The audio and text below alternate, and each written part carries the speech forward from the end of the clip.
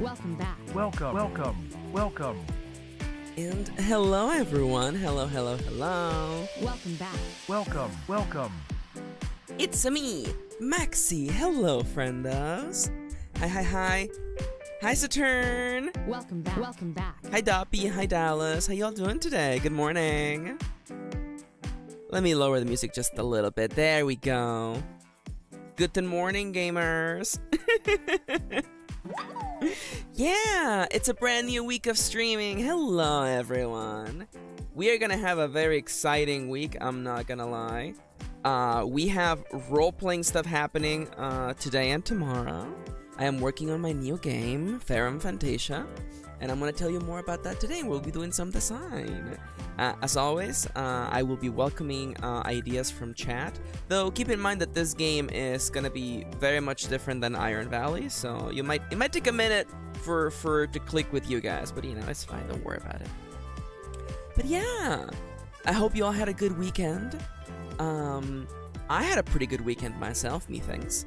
On Saturday, Kirin and I, we like to go to our local coffee shop and work on whatever our current project is, which in this case was actually the current game. We went to our local coffee shop and we sat down and we talked about, we figured out what all the races and all the racial and class powers are. We literally brainstormed all of that. Hi, Kitty. How you doing, baby? But yeah, we did all that. Big shoutouts to Kitty, by the way. If it wasn't for Kitty, I don't know. These games wouldn't happen, because Kitty is literally the other half of my brain. We came up with 3 unique racial abilities for every race, with the intended purpose of not having it be too min-maxy. I will assume that players will find a way to min-max, but that was not the design intention. We also came up with the upgrade path for all of the beta jobs. There will be 6 jobs in the beta release of this game, which will include Tutorial Island, which is what we're working on today. There will be 6 jobs: Warrior, Thief, Mismage, Dismage, and Bard and Ranger. I will explain what the 2 mages are, by the way, when we get there. But in case you're completely new, hello there. My name is Maxi, pronouns are they, them, and this is a productivity/creative stream. I'm going to be working on my current game, and feel free to just lean back and enjoy listening to me writing and or talking while I'm writing, and talking about design and explaining how this game is going to work. Or alternatively, grab whatever you want to work on, whether it is crocheting or drawing or doing writing of your own, and enjoy respecting breaks alongside us. We will be taking breaks today. I'm going to put up a timer on my phone, and we're just going to be focusing on that. That's the plan right there. Yeah. Today's going to be very, very much a writing-related stream. Tomorrow... Kitty says, you're right, I should crochet, lol. Oh my gosh. So tomorrow, I am going to be making more art for the game. Last week, we made a bunch of monsters. We created the first wave of monsters. There's a total of... Gosh. I have it here. Okay, Green Slime, Ore Muncher, Bad Apple, Forest Weaver, Owl Lord, Possessed Weapon, Gravevine, Slime Warrior, Loot Slime.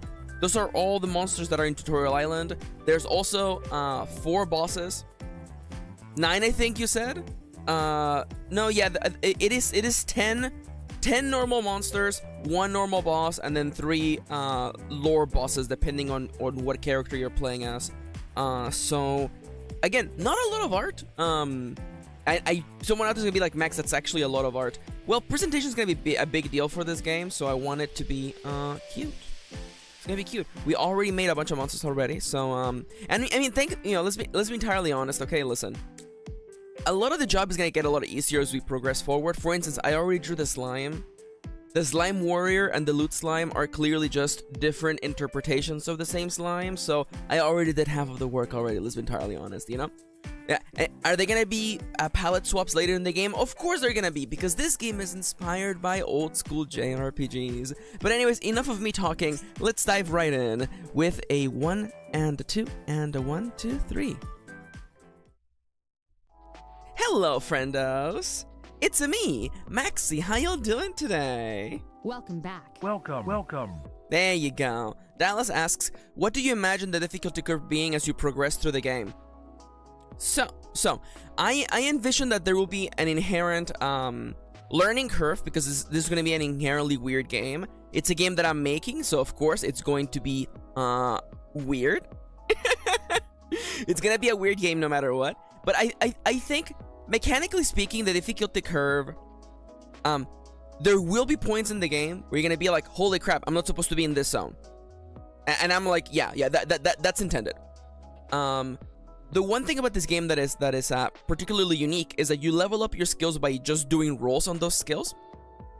So simply doing rolls and engaging with the systems will have your character level up and become stronger. I will be explaining more of that, but first, in case you're new, hello, name is Maxi, pronouns are they, them, and here's the schedule for this week. As you can see, we're doing some RPG work today. We're gonna be drawing tomorrow, and again, I'm in my role-playing games era. On Wednesday, I'm playing World of Warcraft with Blakesworth, and on Thursday, I'm playing Final Fantasy XIV with Nomia and Siska. Hi, Noms, how you doing, gay? Welcome back. Welcome. Saga leveling in a ttrpg, pretty much.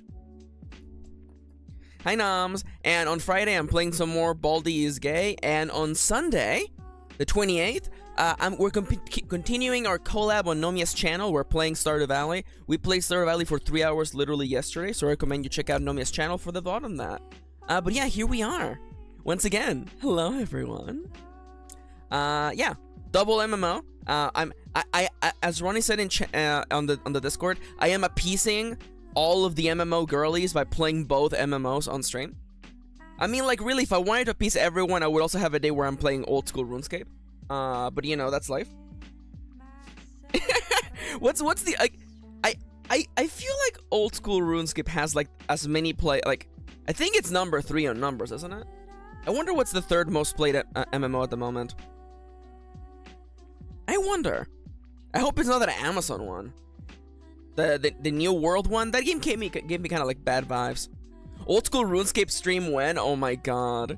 I mean, RuneScape is also an inspiration for this game. So like, you know, it is on brand. But yeah. Hello everyone. I don't have any thumbnails to show you because I'm drawing them as I'm going. So get excited for tomorrow's thumbnail. But yeah. We'll be working on my current project. As you know, I go through moods, and I've been thinking about making a game like this for a long time, and we're now stepping into full production. It's happening, baby. So, what is Therum Fantasia? Therum Fantasia is a tabletop role-playing game inspired by old school Japanese role-playing games. I'm talking Dragon Quest, Final Fantasy, and particularly also MMOs of the era. Kitty and Kitty came up with the sell for this game, and I think I'm gonna go with it. Therum Fantasia is a single-player MMO that you play with pen and paper. It's a single-player MMO with no subscription cost. You don't have to download 150 gigabytes to play it. You don't have to. There is no maintenance patch every Tuesday. It is a game that you just open a book and you play. It inherently it will encourage players to have replayability. There will be legacy achievements that will empower your characters across multiple playthroughs. And there's gonna be a lot of there's gonna be a little bit of crunch, but not in the way you think about it. This is actually more of a resource management game than anything else. Thank you for the link, Kitty. Now, what is the aesthetic? What is the aesthetic that I'm going for visually? You already saw. I wanted the interior of the book to look like a Final Fantasy Prima game guide. That is what the interior of the book is gonna look like. I have notes on how I specifically want the game to look like, but it's gonna be, I want it to look pretty much like you're reading a old school Japanese role-playing game guide. Maxi, I have questions about how this game is gonna work, Maxi. Is it gonna be like Iron Sworn or Iron Valley, where I have to create my own campaign and my own fun and my own everything? No! As Dallas described in an earlier stream, this is a little bit kind of like a game book, in that the book itself is going to contain the world, the quests, Oh my god, yes, Dallas and I shaking hands. And the least relevant strategy guide for FF9. It was so bad. I hated that guide. Anyways, so it's gonna be kind of like a game book where like the book itself is gonna contain all the zones, all the monsters, all the thingies, and you will basically like this. Again, this is a weird game. It's gonna be a weird game because you will play it kind of like a choose your own adventure game, but instead of doing tons of repetitive reading, you navigate through moves that describe the things that your character is doing. So for instance, today we're going to be working on the very first zone of the game, Green Hills and Blue Skies, which features, if I have according to my notes, you will be able to gather resources in this area, you'll be able to fish, you'll be able to do some mining, and you'll be able to also do everybody's favorite move, look for trouble, which is also known as getting a monster encounter. So I will be talking more about the game design and aesthetics shortly. But first, I want to introduce you to a little guy that I drew today. I present to you the Priest of Hentopolis, an NPC you will talk to early in the game who will give you hints as to how the game system works. Here is the Priest of Hentopolis. So I mentioned this before, but in the game, in the actual book, again, you don't have to make a setting. The game comes with a setting. You literally make a character. It's Hentopolis. Don't be so silly. Don't be so silly, Graham. Don't be so silly. Also, welcome to the stream. How do you talk to NPCs in a game that is pen and paper? Their dialogue will literally be in the book as such. And just like in old school Japanese role-playing games, these NPC dialogue boxes will represent hints and clues that will guide the player towards completing goals. In the beginning area of the game, the Priest of Hentopolis will give you little hints as to what you can do with food, tips for camping and stuff like that, because this game, again, it's very old school. We're talking like Ultima levels of old school where you actually need to have food if you want to travel. You need supplies if you want to make camp and stuff like that. Now, will this be a punishing game? You can play this game in a punishing manner.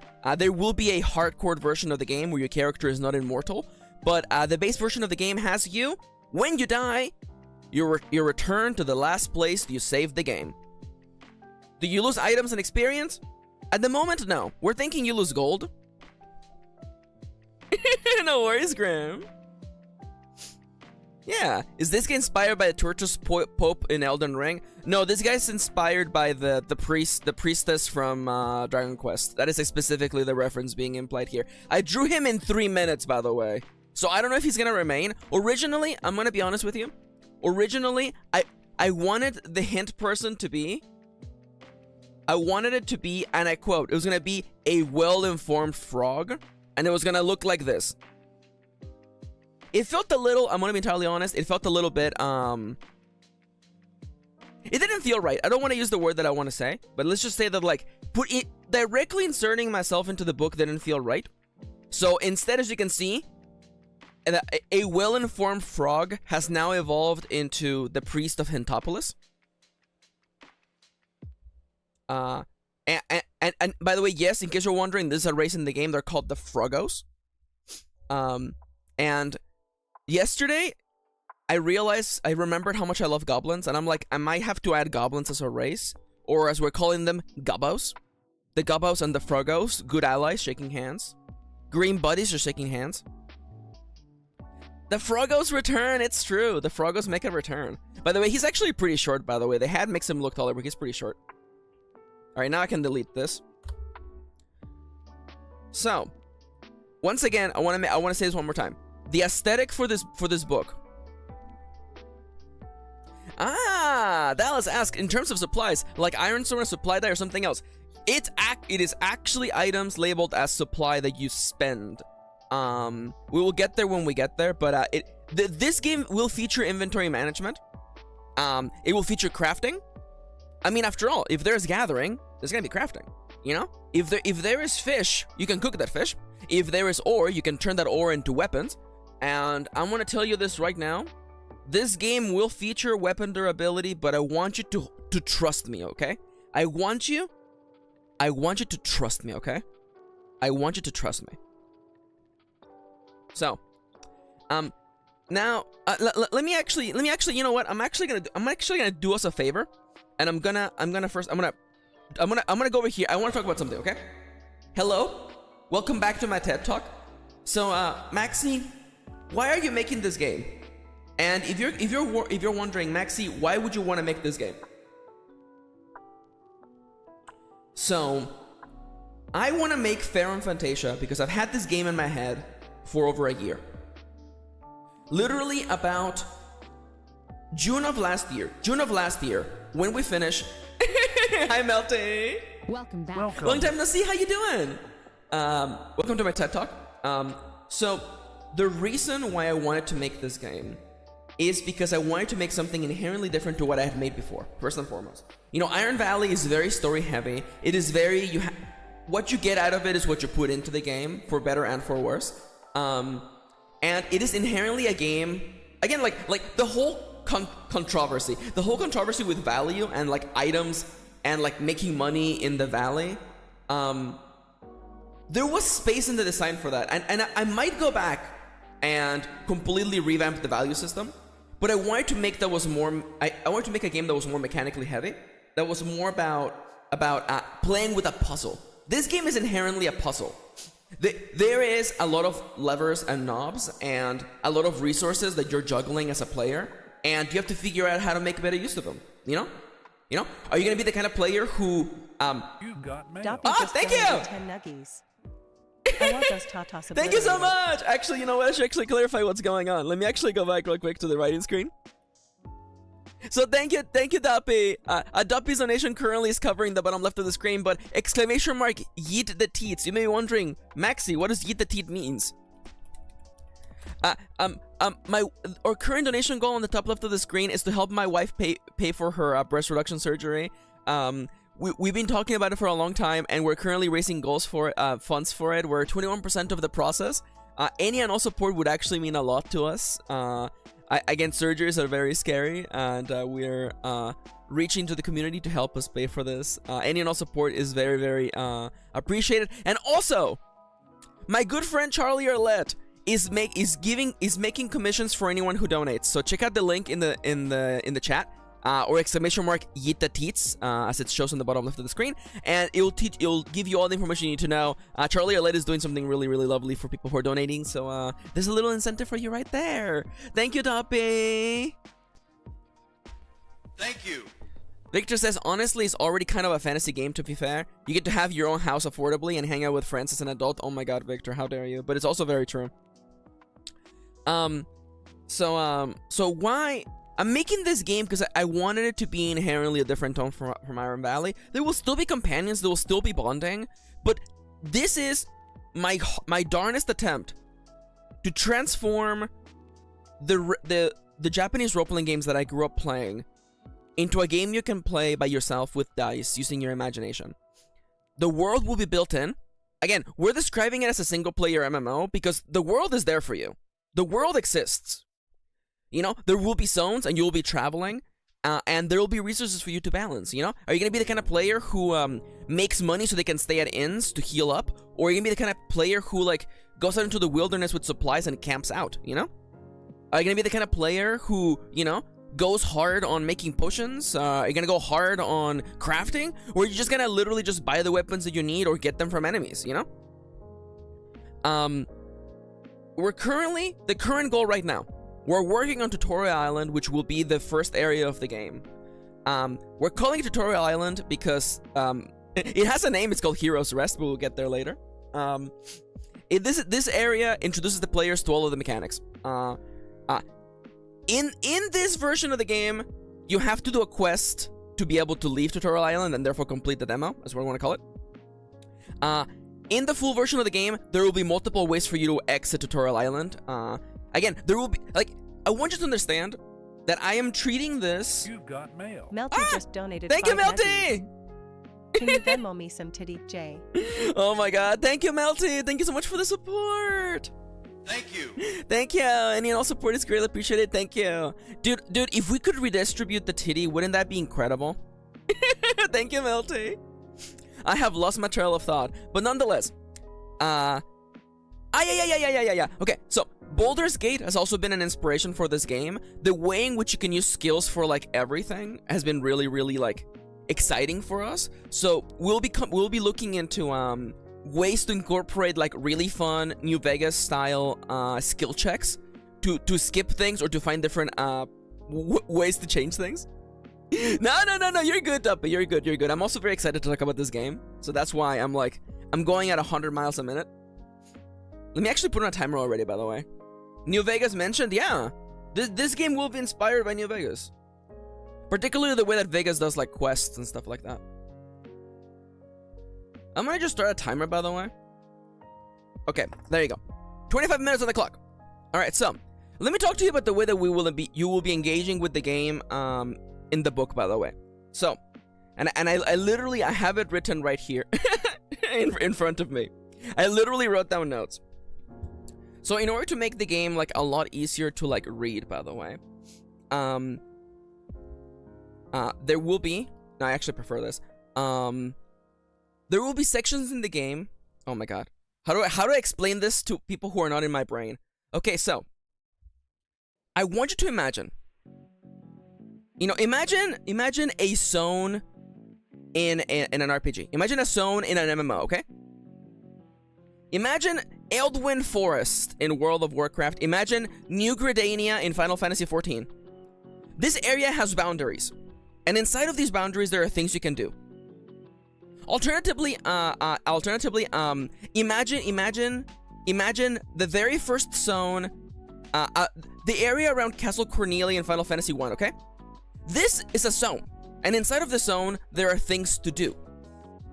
We are translating that in this game by having zones labeled with a number. The first area in the game the character will be able to explore in is called Green Hills and Blue Skies. And all of the things you can do inside of this area are labeled 1 point something. And you're able to freely do any of the things that are within the same zone. But you cannot just flip the page and move to a different zone. You have to use the unique move. There you go, Victor gets it. You have to use the move action to move to a different zone. And not all zones are connected to every zone. So for instance, Green Hills and Blue Skies is directly connected to the beginner town in the game. That has no name. We have to give it a name. Like I literally have like a map of what the game of what Tutorial Island looks like, but I'm not gonna import it on Firefox right now. Just trust me, okay? So the way that the game's gonna work is that how do I illustrate this? Imagine that every zone is, because you're playing this as a printed book / a PDF, right? And there will be a visual. It's gonna look like a bookmark, I think. Hi, Chips! Welcome. Back. There will be visual design on the pages telling you that you cannot move. You cannot just leave the zone just by flipping the page. You actually have to use a move to get out of the page. Again, it's really funny because games like Ironsworn were inspired by games like by game book games like Fighting Fantasy, which by the way was the inspiration, one of the inspirations for Final Fantasy. No, Mia. So like it's really funny that like, you know, games like Fighting Fantasy inspired the games that became Ironsworn, and now Ironsworn is inspiring me to make a game that is kind of like, it's kind of like going back to game books, except not what you think is, except not really. Particularly because you're not gonna have to do a bunch of rereading. So let me just literally look to my notes, by the way. No, yeah. This is a choose-your-own adventure MMO single role-playing game. Wait. Does that mean it's choose your own adventure single-player MMO RPG? There you go. If anybody asks you what this game is, here you go. It's a COS RPG. It's really that simple. It's a choose-your-own adventure single-player MMO RPG. That's it. That's what this game is. And again, the game is going to be built inherently with replayability. There is a bunch of races, each one with unique powers. You can only get to pick one. There's multiple jobs. There's multi-classing. Nomiya does love ridiculous acronyms. I should just okay, let me actually just outline what's in this area, by the way. So the first section in every zone. So the way that we're gonna call this, by the way, just so that everybody understands what I'm talking about from now on. Let me just insert a horizontal line. These things are called this. This is a node. There are many nodes inside a zone. A zone equals many nodes. And a zone always has an action to move to another zone. There you go. Also, the keyboard smash instead of Lorem Ipsum. Nomiya. I got you, Nomiya. Nomiya, I got you. Don't you worry about it, okay? I literally looked up the Lorem Ipsum thing just for you. This is just for you. I pasted this here just for you, by the way. Lorem Ipsum solo shit. Thank you. Yeah, I knew you would like it. So, again, I want you to imagine, like, if you take a second to, like, think about the games you have played, they work like this, you know? They all work like this. You know, I'm even thinking of things like, for instance, like Super Mario Odyssey, okay? Every level is a zone, and inside of that zone, there are nodes, there are things you can do. There are many little things you can do. All games work like this. All games have zones and nodes in them. And that's the way we're going to be designing the zones for this game. Now you may be thinking, Max, it's going to take a long time for us to get there. I actually already have all of this stuff outlined. Hi, Thomas! Welcome back. Welcome. In a year, I might have to do a Twine port. Dude, I love Twine. I haven't... Oh my god, me thinking about Twine. But yeah, this is literally what the plan is going to be. Now, here's something to keep in mind, okay? So not all... See, some nodes in an area are going to be dialogue-based. Some are going to be moves, things that you actually do. And some will be flavor. And you're able to engage with them however you want. So literally, let's literally just grab green hills and blue skies. And we're going to just So, move literally like the first option in this area, okay? So, this is a... Oh my god, I need to change the default font to not Comic Sans, please. Please just make it a spectral, please. I meant a spectral that is like normal, please. There we go. So this is the introductory move to green hills and blue skies. It will give the player a quick, brief description. I do think it Comic Sans, but I'm a very visual person. That's why I literally made this, because I need to see what it looks like. So the way that I'm envisioning... the way that I'm envisioning it is that, you know, you move into green hills and blue skies. I might even just call it, like, welcome to green hills and blue skies. And it's just like, you know, lore, you know. You emerge out of the shrine and find yourself in an unfamiliar world. All around you, there are fields of green grass. Sitting beneath a vibrant blue sky. How different this all is from the war, from your days in the war. It almost feels as though this is a completely different place. There we go. Fun fact, I think in a block letter form of Times New Roman, I love that. So, by the way, I have not talked about the lore for this game, by the way. So I guess I can talk about it really quickly.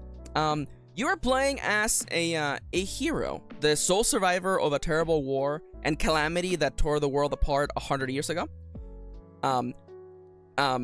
There will be a segment at the beginning of the game where you will actually answer a quick questionnaire, and that will put you in one of 3 unique paths that will actually modify some of the encounters in the game for you. Again, extra replayability.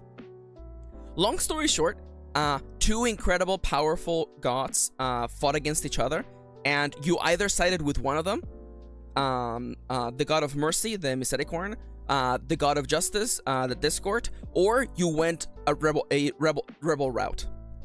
Is there astrology? How dare you? There is not astrology. I'm gonna have to be entirely honest with you. So there's 3 routes. The route of mercy, the route of discord, and the route of rebellion. And so no matter which route you pick, your character is the sole survivor.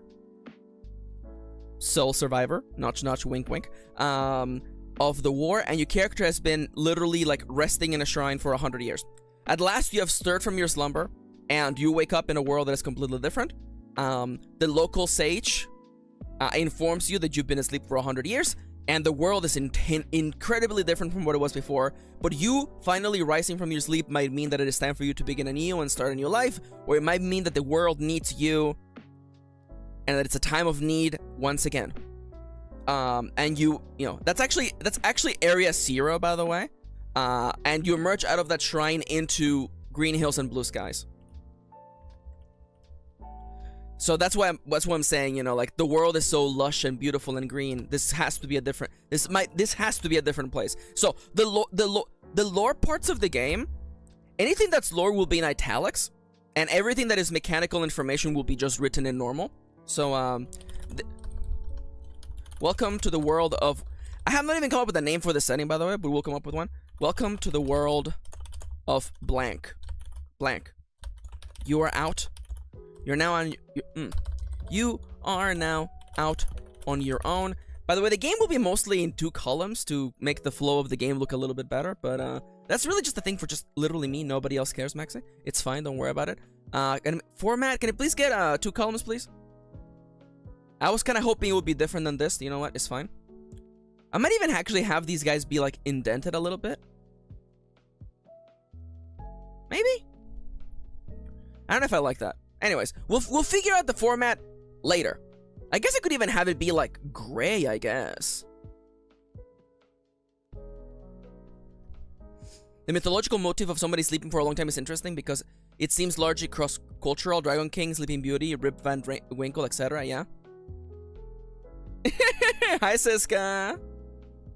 Yeah, we can figure out the formatting in the end. Anyways, welcome to the world. Welcome to the world. .hack reference.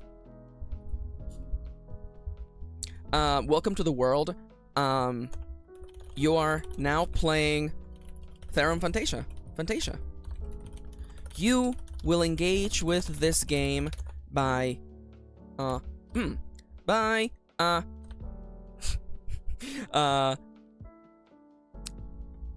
hold up, give me a second.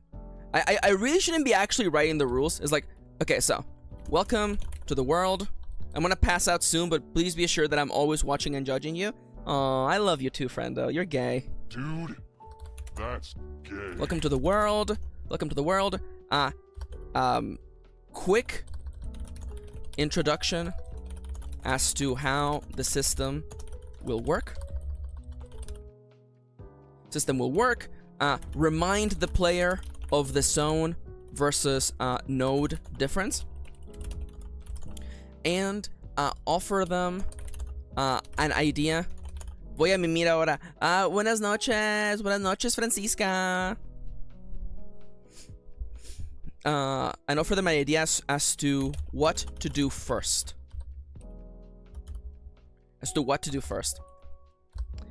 And literally, I'm thinking the very first thing. I'm thinking like the very first thing. Sometimes you will find sometimes in your travels, you will find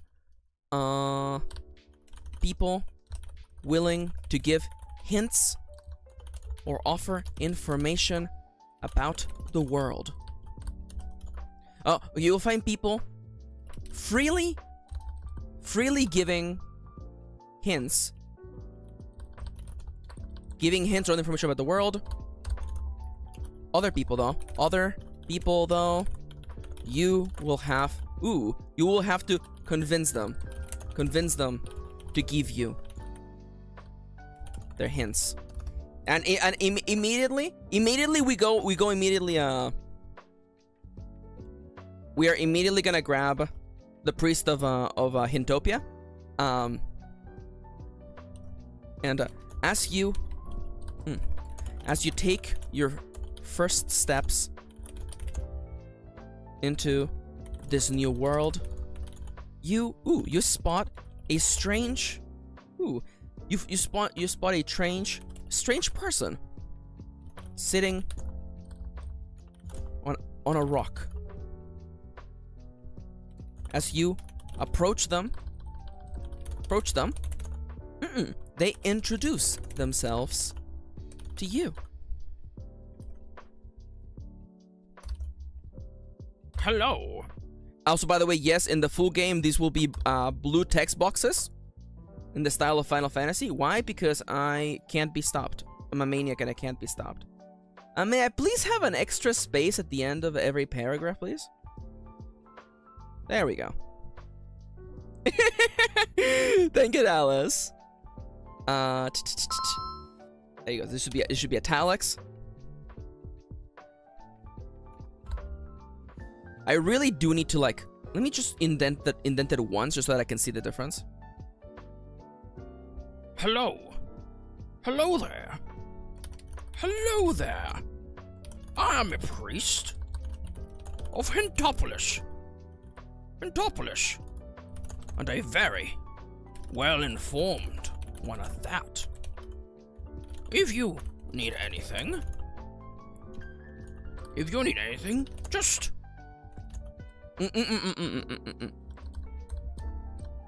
I'm making my way to the town of blank. It does not have a name yet, by the way.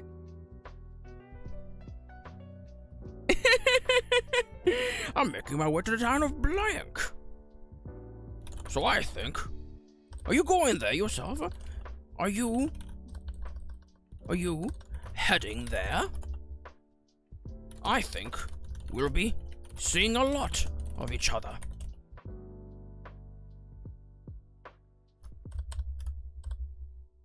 Or so said the priest of Hintopolis. There you go.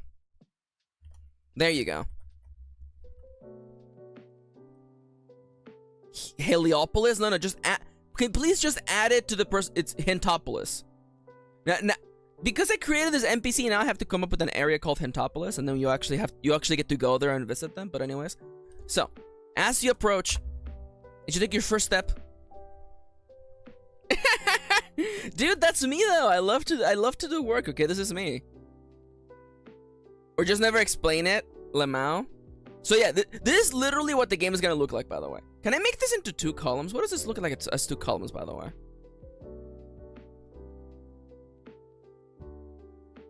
Okay, this is definitely not what I want. Although I guess the text is way too big, huh? Well, it's fine. This is not the final version. Hi, Kit! Welcome back. Welcome. How you doing, Kit? I'm working on my next game. It features a frog. Welcome to Green Hills and Blue Skies. I want to just put this in like red, just because this is like text that is not like finalized yet. There you go.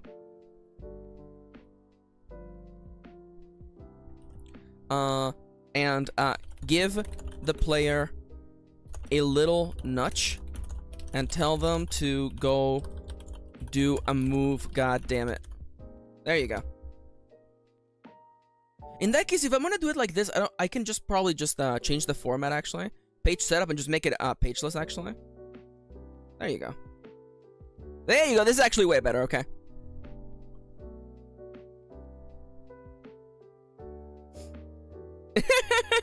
Interesting. No, it will definitely be 2 columns, but again, this is not the final document. I'm just writing stuff out, by the way.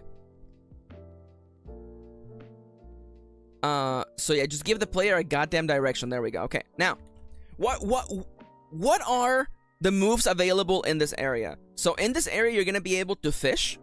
You're gonna be able to mine for resources. I think you can cut wood in this area. Let me double check my notes real quick. Yeah, the hills has, yeah, it has wood, fish, ore, and you can also gather medicinal stuff. Okay, I have to remember that. No worries, Nums, you're good. All right, so let me just immediately just copy this. I'm just gonna copy like all of this. So what's the first move that I expect players to do? We should teach players how to do combat. No worries, kid. Thank you for coming in and saying hi. Lovely to see you always. Look for trouble. Look for trouble in green hills and blue skies.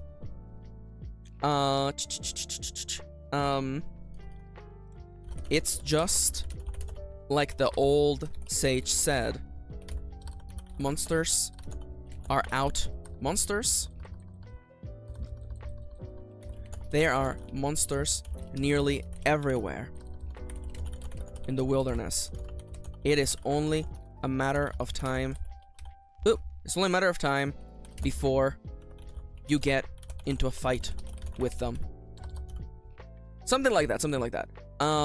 So, explain the fighting system to players.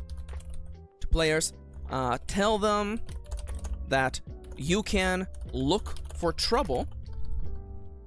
Monsters are afoot / a feat. How dare you? You can look for trouble to find them, or find them, but you may also encounter enemies simply as part of gathering resources. All right, and now it's time to introduce the other mechanism. Okay, so you will interact with this game in the form of like these text boxes, the villagers, of course, or the NPCs you find in the world, and of course moves. Good old Iron Sworn style moves. I'm gonna just insert a table, please. Just insert a table. Moves. We love them. We can't get enough of them. Look for trouble. Look for trouble. The name is not final, by the way, and everything inside of this is gonna be a very specific font. So I want the difference in fonts will tell to the viewer, to the player. Honestly, Noms, I'm designing the game so that you can play it entirely by yourself. Though I don't know, maybe I'll help you. I would be really cool if you played it on your stream. But you know, just saying, just a thing. What about like send? Again, none of this is finalized, by the way. I'm not keeping any of these fonts, but I'm just looking for stuff, okay? Look for trouble. And again, I want it to be inherently different, so you go, oh, this is the sans serif font. This means this is mechanical stuff. Versus, you know, the role-playing-y stuff of like, hey, you know? I guess this would be a 1-1, actually. Now, Maxi, why do we care about having each of these nodes inside of the zone have numbers? Well, because some moves will reference nodes. So look for trouble. All moves have a couple of things that are common in them. That's actually way too dark. So first off, all the moves have a name. And they called it a mine. A mine. Sorry, Kirin and I have been referencing that from Lord of the Rings way too much recently. It's just I just thought of this, but are we gonna have mini maps for zones? Yes, there will be mini maps for zones.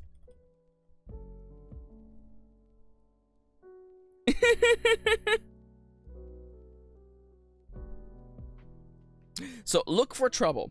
Okay, I have it written somewhere. Let me just cover the screen for a second. I have it written somewhere. Where is the new move? There you go. Oh yeah, this is old. Oh my god, no, the irony of the world. Okay. I am gonna... Okay. I should not have started here, but it's okay.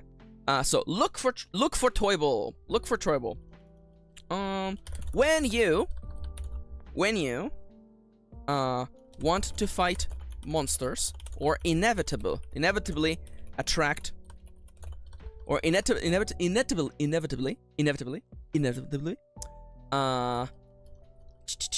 attract monsters' attention, or inevitably draw the monster's attention, roll on the monster encounter table below.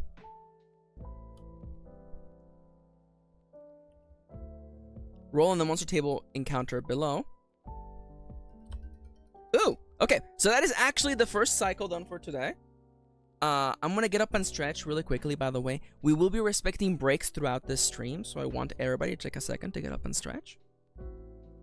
And also to hydrate. I got a big bottle of water next to me. I'm gonna take a big ol' swig of it. Do you swig? I guess swigging is more for like alcohol, huh?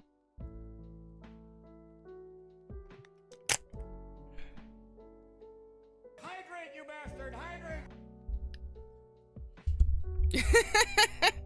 Oh my god, no, man. I don't know. I'm kind of okay with the challenge. Okay. I mean, like, I know Mama does that for a living, so like I wouldn't want Mama to just do work for free, but like I'm kind of okay with the challenge. Yo, Mama collab? Look for trouble. When you want to fight monsters or inevitably draw the monster's attention, roll the monster encounter table below.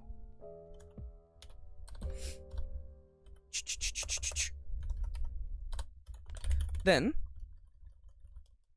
roll plus combat. See, I have not written out the moves in words. I have them up in my head. Yeah, for sure. Roll on the monster table encounter below. So let's talk about monsters. So as I mentioned before, I want the aesthetic for the game to be really, really similar to Prima Guides, by the way. So let me actually literally show you what a monster encounter table looks like. I'm gonna insert a table underneath this. All right, so I'm thinking. Again, this is the fun part about the sign, because like this has been living in my head for a while, and now I'm like, okay, how can I make it exist now? I guess I could split this table actually. Aw, no, Mia, you're so sweet. I think, okay, add another one below, because there is 2 monsters you can fight in this area. And I guess, you know what actually? Okay, clearly we need them. Okay, what do we need for the monster? Okay, we need the number that you draw when you we need monster roll. We need the monster's roll. We need the name of the monster. We need their suffer rating. We also need we need the monster's loot table. Oh no, actually, monster weakness. Monster weak. We also need. Am I forgetting anything? The monster roll, the name, the how much damage they do, monster weakness, and I think it's literally just like their loot. Okay. So in that case, we need 1, 2, 3, 4, 5. 5. So we need 5 columns. Okay. Give me 5 columns, please. Now, I was hoping you would not do that. How do we do this? Okay. So the name should be pretty big. This box over here should not be that big. I guess it would be like roll, and then we just have like DX, whatever. Do monsters have resistances as well as weaknesses? They only have weaknesses. Yes, that was correct. Just like charisma and gathering and crafting is 1 roll, combat is also 1 roll.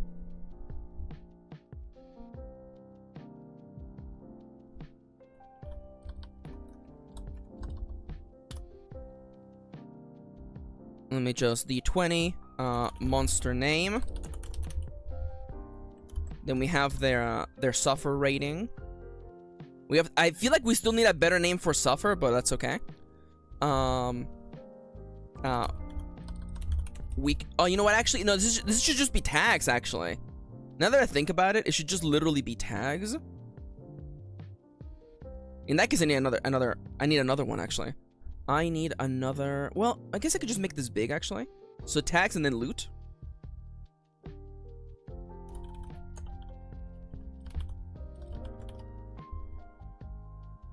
I might just standardize loot and just make it D20 for all the loot, actually, now that I think about it. And there's gonna be tags. Tags less features? Keywords! Keyword, there you go.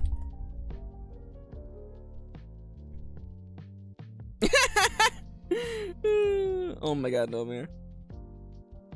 Alright, so there's 2 monsters in the beginning area. Prowess, morale.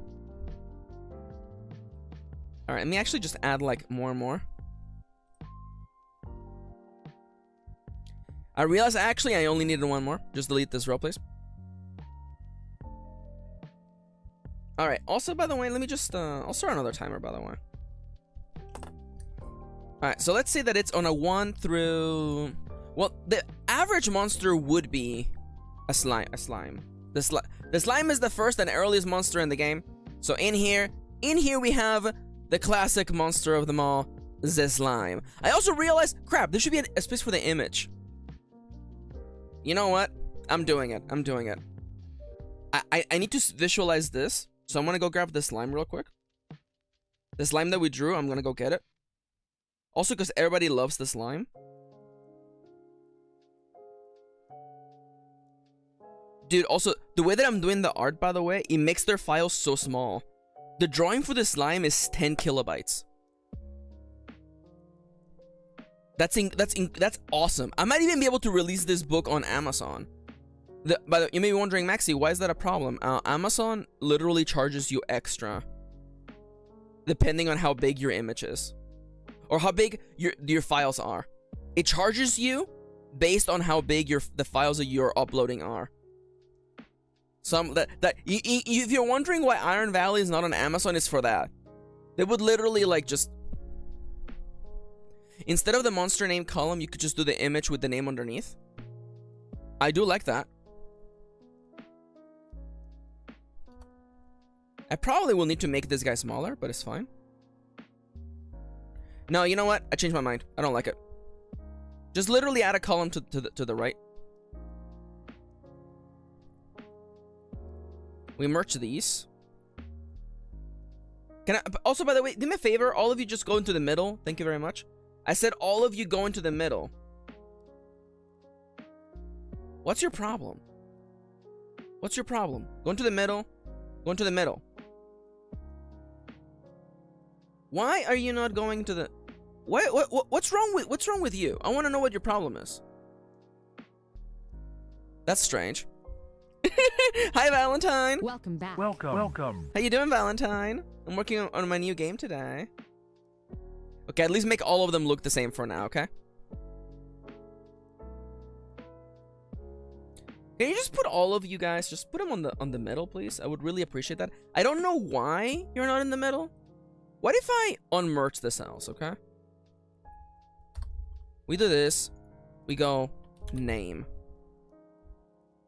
And this is gonna be green slime.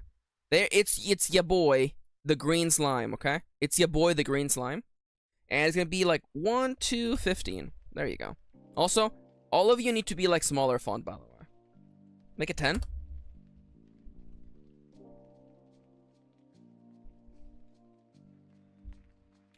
It is definitely something I want to do. Yo! Oh my god, thank you, Valentine! Thank you! Thank you. Thank you for becoming a member! Now you have access to cool little emotes! And a badge with Yanto next to your name! I don't know why it says taxi, bro? Oh well, anyways. Thank you, Valentine. Thank you so much for becoming a member! Also, hi, Joestar. Welcome back. Welcome. Yeah, by the way, the emotes, if you put them in chat, they'll show up on the stream, by the way. There we go. I don't know what the hell Taxi Bro is, by the way. I legitimately don't know what that emote is and why it's showing up, but don't ask me, it's fine. Keywords is weak. And slimes are weak to this magia. Taxi bro pog. And what's the loot? What's the loot you get with the little guy? I'm gonna have to crop you for now, by the way. I'm gonna just crop you because I would rather you were bigger. Even if it's not like inherently perfect. There we go. It's just a little guy, by the way. He's just a little guy. Green slime does 1d4 damage. It's weak to this magia. And the loot that he's got is as follows. Am I gonna make all the tables D20? I might just do that, honestly.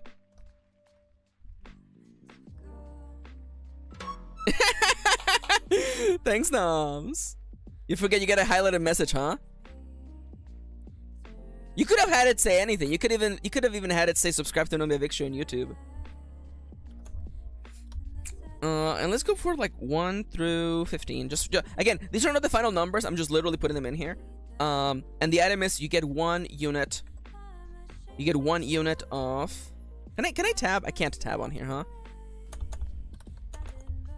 You get 1 unit of, and I'm gonna need the bag icon, please. Can I get the bag icon? I do realize that, what's a good emoji for this actually? Bag? I guess just the bag icon? I kind of hate that, but okay. You get 1 bag of green slime ball, which is a medicinal item. Medicinal, and it is worth X GGs. There's a lot of mechanics that we have not figured out yet. Such, for instance, how much money is worth. But we're gonna get there. We're gonna get there. So for now, just please bear with me, not knowing exactly how this will work. But I know that the slime can drop 1 of several items. The last of which, by the way, on a 20, this boyo will drop. I really should have formatted this differently, but whatever, is fine. It will drop a 1 durability. A 1 durability rusty sword. Rusty sword that is +0. And it is a slash weapon. It is a slash weapon. And it is literally worth 0 GG. So we're thinking of having a lot of intertwining mechanisms, by the way. For instance, the rusty sword that you can get from the slimes as well as from fishing can be converted at the blacksmith into a relatively nice weapon. But again, you have to get lucky enough to drop it. So again, a lot of like little interplay thingies like that. Nomia Vixi just donated 6.13 nuggies. To Nomia Vixi. Okay, so fun fact, Nomia, by the way, fun fact, I actually blacklisted the word subscribe to prevent people from like being like subscribe to PewDiePie. It just says to Nomia Victory. Oh wow, weird that they would give it to May I ask if this game is like D&D? Joestar, I'm gonna ask you a question. What do you mean by like D&D? I feel like in order to better answer the question, I kind of want to know what you mean by that. To Nomia Victory.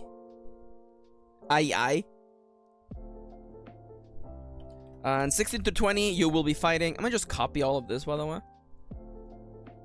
It is fantasy, but it's a game you can play entirely by yourself. It would be the Rock Muncher. I did not draw that enemy last time because I did not have the mental capacity to create a whole new thing. These guys are weak to strike weapons, by the way. Now, someone out there may be wondering, Maxi, you're only gonna have monsters who are weak, not monsters who are resistant to stuff. And the answer is, to me, I'm gonna be entirely honest. Finding out a monster is resistant to the type of damage that you're playing as is never fun. It's only fun if you find out that they're weak to it. Oh, another solo RPG, sweet. Oh yeah. This is a solo RPG. Yeah, it's a fantasy RPG. Oh, that is true. That is true, Dallas. Dallas makes a fair point. I would like it to have a consistent like die shape that we're using for rolling, so the players doesn't have to like double check. So I might keep it D20s, but yeah. I don't know why, but to me, RPGs like this always need a bunny enemy. Okay, you know what? Actually, Nomia, the rock muncher is now a bunny. Good thinking, Nomia. So the rock muncher drops green iron ore. What else drops in this zone? I think I'm literally just gonna have just like some sort of rock item that is worth money. Rock item that is worth money. And a third item for them to drop. I don't know. We'll figure out later, okay? Okay, so you roll it on the encounter table below. I'm gonna merge these cells, by the way. Emeralds? Maybe. Oh, well, actually, if they're like a bunny, if they're like some sort of like rock munching bunny, maybe actually they could drop. You know what? Actually, I do love like shattered / flawed emerald. Buenas, hi Charlie. Welcome back. Welcome. How you doing? And the other item, by the way, is actually rabbit fluff. Rabbit fluff, which is a textile item. By the way, people in chat, could somebody come up with a better name for textiles? So there is tailoring in this game. I want a word for any item that is used in the production of clothing, including leather armor, by the way. So like textile is the only thing that comes to mind. Yo, Charlie, wishing you the best of luck, friendo. Oh my god, people in chat, can we please get a bunch of mice and rats in chat, please, for Charlie? Also, by the way, me in Siska's chat yesterday, rad lord. That's textile. Okay. The thing is that like I was wondering if that wasn't good, but if it's good, then like then that's it. Then it's textile. There's the rats! The rats are coming! I gotta get out of here! Textile. Alright, so there's a rock muncher. It look like bunny. There we go. It looked like bunny. Congrats, you already found it. Thank you, Charlie. See, this is the part of game design that nobody ever shows you. It's like, it's me going, well, is there a better word for it? And the answer is no, there isn't a better word for it. Why are you so big? It's because you have two space. Oh my freaking god. The reason why you're so big is because you literally had... Oh my god. Also, can I please have no cell padding, please? Actually, I do want some cell padding. Row, please? No minimum height, please. Thank you very much. Also, you know what? I'm doing it. I'm gonna fill you up with black, and then I'm gonna turn you into... Make you white. There you go. Good luck. Alright. I need to make you smaller now, unfortunately. This is the life, unfortunately. There you go. No cell padding. It's gonna be so uncomfy. How dare you? Name is not centered. Good call, Fate Leaf. Hi, Fate Leaf. Welcome back. Welcome. Can I just call you Fade, or do you have a nickname that you like to go by the way? Welcome to the stream. I mean, like, we know each other. I've seen you on the Discord a bunch. I love your content. I love seeing your posts.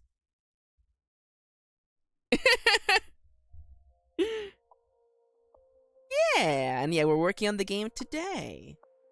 And today, it looked like Bunny. Okay, yeah, the Rock Muncher. Originally, I was gonna make him look like a little golem-looking guy. Golem as in like RPG golem, not the Pokemon golem. But now, honestly, Nomia's right. It should be a bunny, and that adds another source of textile for players to make clothes with. So there's a Discord. Yeah, it's in the description of this video. The vlog thingy, or Charlie just dropped it. There's a Discord. Okay, I'm picturing. Okay, you know what? The bunny is gonna look like Dragon Quest bunny. Legitimately, not bunny suit. Dragon Quest, you got issues, my man. Bunny monster. The bunny corn. Oh my freaking god, dude! It's this guy. Yeah, this is the end. This is what the Rock Muncher is gonna look like. The Rock Muncher is gonna look like this guy. Except instead of the unicorn horn, he's gonna have like a big old like teeth. There you go. This, by the way, this is a Yanto bunny. By the way, this is what my cat looks like. By the way, for 2 seconds you saw what the research result was. I looked up Dragon Quest bunny, and all of them were bunny suits instead. How do you feel about slaying a big chungus?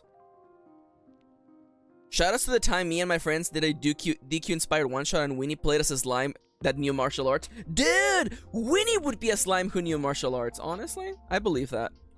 All right, when you want to fight monsters or inevitably draw the most attention, roll in the monster table, encounter table below. Now, envision. Now, roll. Envision your. I really should. I'm gonna make the moves really brief. By the way, now, roll plus skill, and add roll plus skill, and roll plus. I guess it's just roll plus skill. I guess roll plus skill. You know, for instance, you know, if you're doing plus slash, you roll plus slash. If you add your weapons bonus. Okay, now, now, I guess you should decide first. Oh my god, I love that, Charlie. Now, I guess you have to. I guess because there's no way to fight unarmed. Actually, now that I think about it, no, I guess you can. I guess you can. I'm gonna have to make a note about fighting unarmed if you don't have weapon charges. Although, if you don't have a weapon, you immediately fail. You know what? Let's just make it a rule. You know what? Let's literally just make it a rule right now. Okay, so the way that I'm envisioning it in my head is like this, okay? So,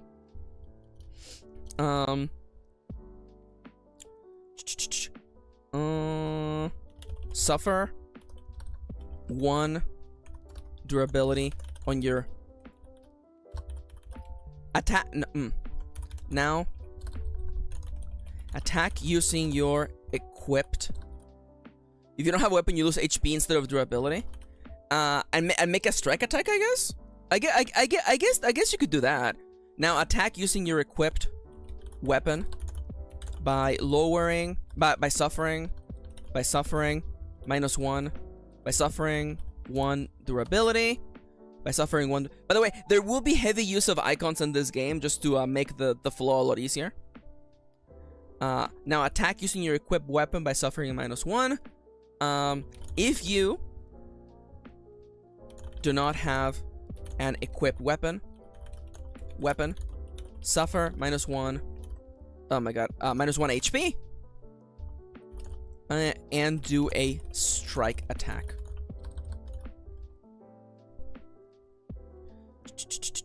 Attack by using your equipped weapon by suffering -1. If you do not have an equipped weapon, suffer 1 HP and do a strike attack. Now, roll plus skill. Roll plus skill. Roll plus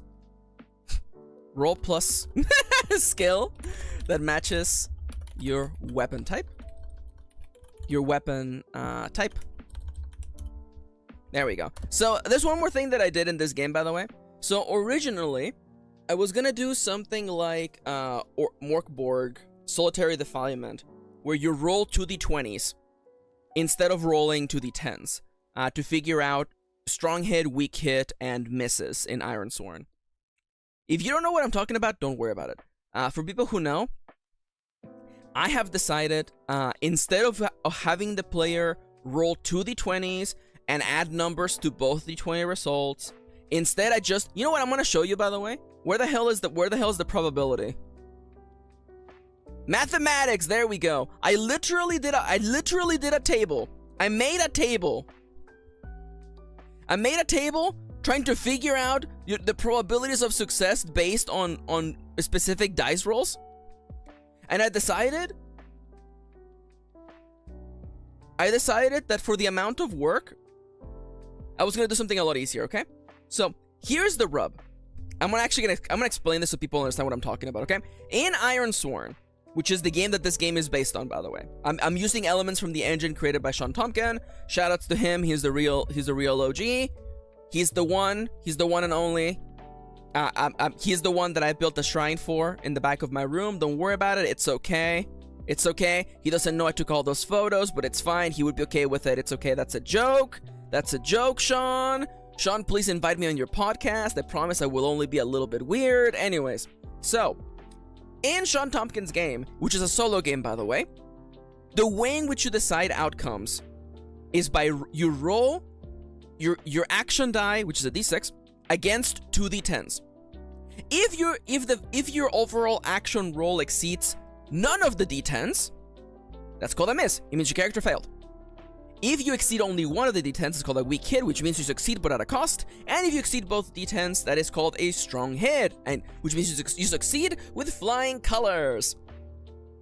So that is what allows a game like Ironsworn to be played entirely by yourself without a DM. Because normally a DM, their job is to decide the target number and also to decide what the hell is success, what the hell is failure, right? Well, in a game like Ironsworn, it tells you. If you score a miss, this happens. If you score a weak hit, this happens. And if you score a strong hit, this happens. Now, a solo add-on for the game Morkborg called Solitary Defilement adapted the rules of Ironsworn and had it be 2d20s as part of the character action roll. And I thought, damn, that's cool. I'm gonna steal that. But then I realized that if I were to do that, every time you do a roll in this game, you would have to add several numbers to not 1 but 2d20s. That's an awful lot of work. That's an awful lot of work. And ultimately, as I have shown in this chart that I literally made, my overall goal is that the difficulty in the game, on purpose, by the way, on purpose, the difficulty in this game, on purpose, is gonna be so that the target number for getting a weak hit is 50%. I am purposefully designing the game with the full intent that 50% of the time you get a weak hit, 25% of the time you score a miss, and 25% of the time you score a strong hit. That is going into the numbers. I'm doing this on purpose. I want the players to always be succeeding, but succeeding at a cost most of the time. In that case, the times that you fail will hurt, and the times you succeed are gonna feel freaking badass. So, if I am already going out of my way to break down the game, mathematics, to make it so that, you get a miss 25% of the time, and you get a weak hit 50% of the time, and you get a strong hit 25% of the time, why are we even bothering rolling 2d20s? Just put difficulty classes back in the game. Yeah, Dallas just got it. So instead, baby, we're going back to difficulty class. Wake up, honey. It's difficulty class city. So now, literally, blah, blah, blah, blah, blah, blah. Then, review. You know what? I'll figure out the wording later. Also, this should actually be split now that I think about it. Split the cell into 2 columns, please. So what this means, by the way, and you're gonna see in a second. Ooh, I dislike it. I very much dislike what you were doing right there, by the way. Okay, now we're gonna merge you, by the way. There you go. Okay, so. Yeah, it's 4 to 16 inclusive. Yeah, there you go. Dallas got it. So what this means, by the way, is that after you do a roll, I'm gonna just please add 2 more of these below, please. I'm gonna need these, by the way. Thank you very much. So when you do a roll, you check on the table that's in the game, and it's literally gonna be, on a 1 through 5, which is 25% on a d20 roll, by the way. That's a miss. It's just called a miss, baby. It's just called a miss. And then 6 through 15, it's a weak hit. And 16 plus because you can roll more than a 20 when adding modifiers. There you go. Instead of making the player roll 2d20s and do double the math, now they only literally just roll 1d20. And there you go, the strong hit right there. Babe, I just thought of a genius idea for bosses. I'll text you. Thank you, kitty. Yeah, so am I gonna use the strong hit, weak hit terminology? I'm not sure. The way that I'm thinking of displaying it is by using like 1 check mark, 2 check marks, and a white box, please. Can I have a white box? There you go. And then just 2 white boxes.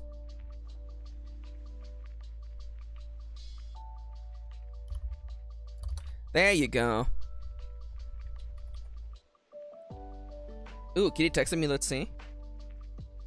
Oh, yeah, Kitty. As a matter of fact, that's actually that's actually already part of the plan. I'll show you my rough drafts later. But thank you, Kitty. Kitty's so smart. Kitty's so smart. Yeah. So what happens? A lot of things happen. So if you roll a 16 plus, that's known as a strong hit. No, you're so smart. You got it. That means we're both in the same place. I don't have to explain that to you later. So what happens first? Mark experience. Or I guess just gain experience. Gain experience. A bunch of these are gonna be keywords, by the way. Gain experience.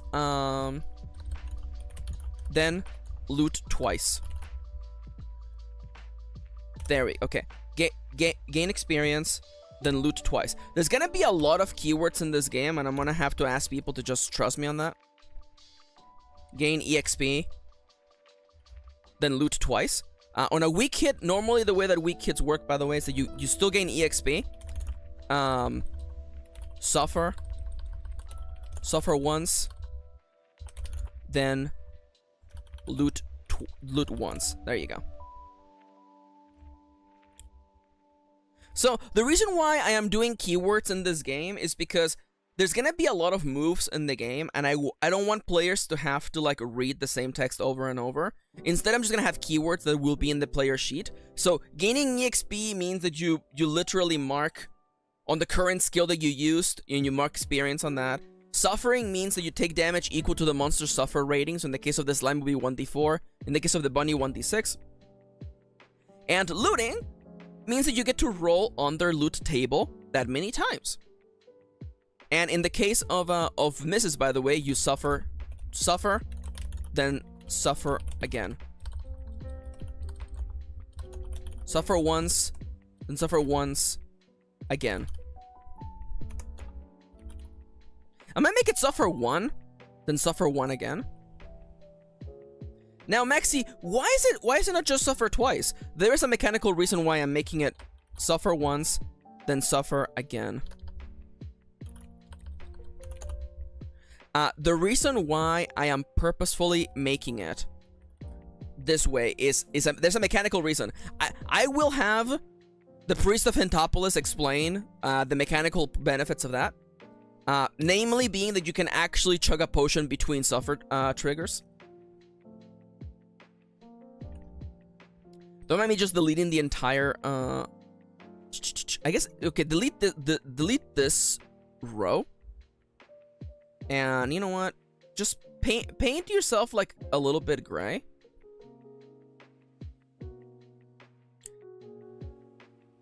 Did I do 3? I did 3, okay. Should there be different words for you guy taking damage and the enemy taking damage? No.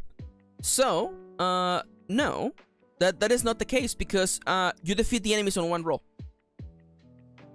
This has been something that I've believed strongly for the longest time.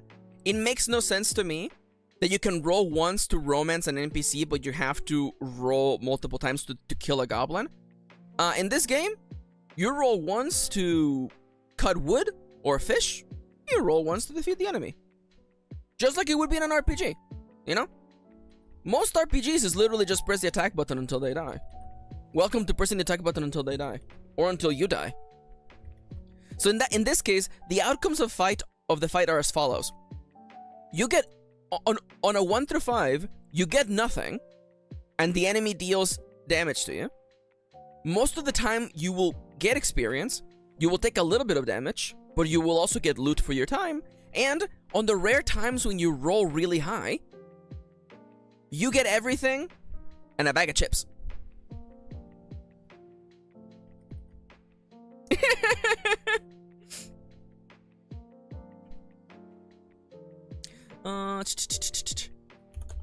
And then return to 1-1. There, to 1-0. There you go. I'm not sure if this needs to be in the moves. Actually, I'm gonna delete it for now because I'm not sure about it. There we go. So in here we have our very first move, by the way. Look for trouble in green hills and blue skies. We're gonna explain the system. Yeah, and there you go. When you want to fight monsters or inevitably draw their monster's attention, roll on the monster encounter table below. I need a better name for look for trouble. I really need a better name for it. And the table has the probabilities of getting that monster, which would be 6 through 20. It'll look like Bunny, Green Slime, the Rock Muncher, their damage, what they're weak to. By the way, what does it mean for a monster to be weak to something? When a monster is weak, they take, you add +1 to your attack. Which can really tip the scales, by the way, when you're just hoping you don't get a 1 through a 5, by the way. There you go. Attack with your equip. This needs to get changed, by the way. Equip weapon suffers -1. What if it's just called random encounter?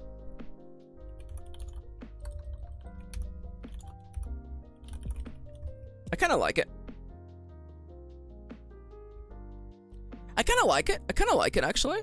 I kind of like it. Hunt? I'm not sure about hunt. Suffer -1 durability to your equip weapons, and you know what? I'm not gonna worry about this phrasing. I'm gonna move on. We have things to do. So, look for trouble in green hills or blue skies. That's it right there. Also, the rock cruncher number is off. It should be 16. Thank you, Kitty. Thank you. Yeah, Nomi is correct. It's just what they're called in role-playing games. So let's just lean on that. Also, welcome to we're literally gonna have the priest of Hintopolis literally tell the player literally why, you know, A friend. No. Last time I got in a tuffle. in a tuffle. With a slime. It hurt me. Quite badly. My hit missed. And I was... And now, okay. The last time I fought a slime, my attack missed. And I got into a pickle. Thankfully, I drank a potion between the monster's attacks, so I managed to survive. Or so said the priest of Hintopolis. There you go. Tussle? Thank you. Thankfully, I mean, it's gone now, but yeah. Last time I fought a slime, my attack missed, and I got into a pickle. Thankfully, I drank a potion between the monster's attacks, so I managed to survive. There you go. I managed to get out, mostly, unscathed. Hey, what I miss? Hey, Dale. Welcome back. Welcome. How you doing, Dale? You missed the introduction of the priest of Hintopolis. Alright, so what else can you do in the goddamn green hills and blue skies, by the way? Alright, well. Also, I hate that tussle is spelled that way. Oh yeah, I hate it too.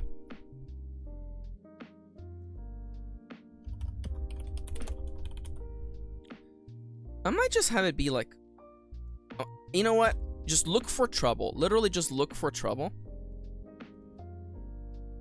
Welcome to green hills and blue skies. Look for trouble. Okay, so let's you know, like, go fishing. Fish. Let's just go fishing. Go fishing. Ooh. In the lonely brook. There you go. We need to add some color, by the way. I think it can be tussle. Yeah, that's what I thought it was TUSSLE actually. It may be a Commonwealth versus US spelling, actually. Yeah, Dallas. I think Dallas is correct, by the way. On the path to... In between the hills, you spot a quiet brook. Its waters crystal clear. You have never seen water so... Ooh. You've never seen water. When you look into the waters, you can see the fish swimming as though they were flying in the air. This might make a great place, to catch some fish. A great place to do some angling. Angling? This might make a great place. You wonder if this would make a great place to catch some fish. According to Mr. Google, at least. Oh my god, they're different? Alright, so, explain. This will be the very first gather move the player sees. So explain how gathering resources works. Maybe it's too early to explain that. And you know what? Just leave it there for now. We can move it later, Maxi. Look for trouble. Go fishing in the lonely brook. How resources works. I feel like that's just literally it. So now we literally just add a move in here. Do I want to... I'm gonna copy you. Oh my god, Saturn, you're so correct. Thank you for the reminder. I'm gonna get up and stretch. And everybody, please drink some water, okay? I promise we'll be taking a break shortly enough. Thank you, Saturn. You're so right. Thank you. Okay. All right. Righto. Okay. Let us see. All right, I'm gonna drink some water too. Okay, so what's different about gathering, by the way? No worries, Valentine. Thank you for joining. And thank you for becoming a member. Have a good night. Take care. So long, Bowser. I'm gonna copy this. We're gonna insert a table, by the way. How many lines am I gonna need for this table? You know what? Let's just start with one for now and then figure out from there. Okay, so. Fish. It's literally just fish, isn't it? Is the move literally just fish? I guess it's just fish. Is it just, should I make it gather fish? No, just call it fish for now, Maxi.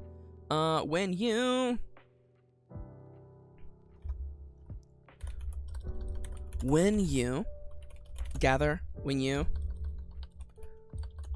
attempt. I presume gathering is less risky but has lower yields? No. I don't think so. No.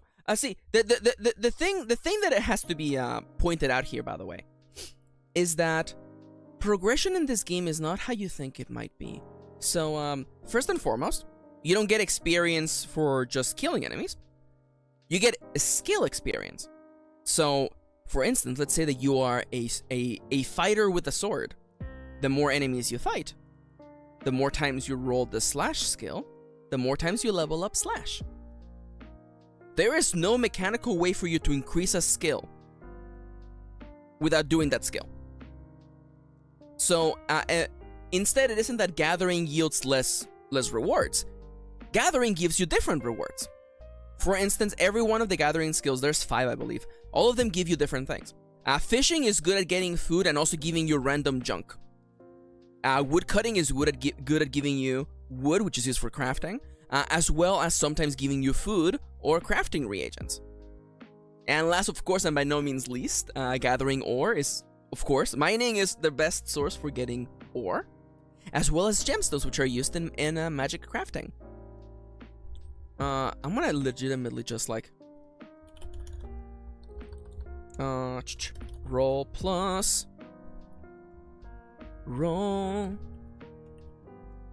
plus fishing and any modifiers, then roll plus fishing and any modifiers, and we literally have a table not unlike this one right here, by the way.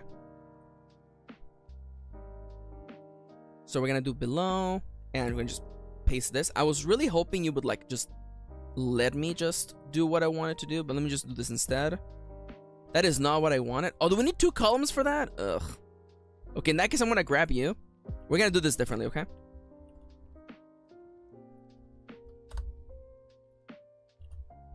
And like, I already know I'm gonna have to like recreate a bunch of these things later, but you know what?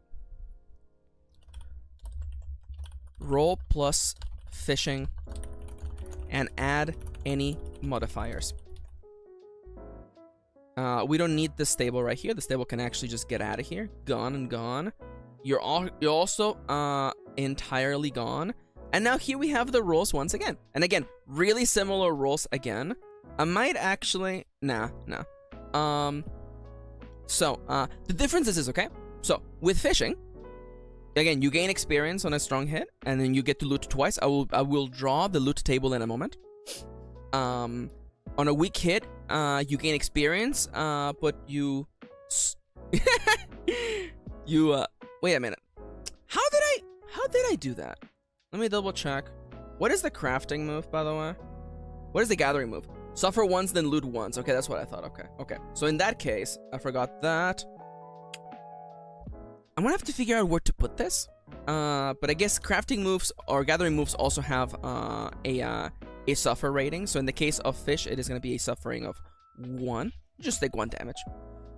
You gain XP, you suffer once, and then you loot once. And in the case of a weak hit or a miss entirely, random encounter. There you go. You literally like on a miss, you literally activate a monster fight. So you end this move and you literally do this move now instead.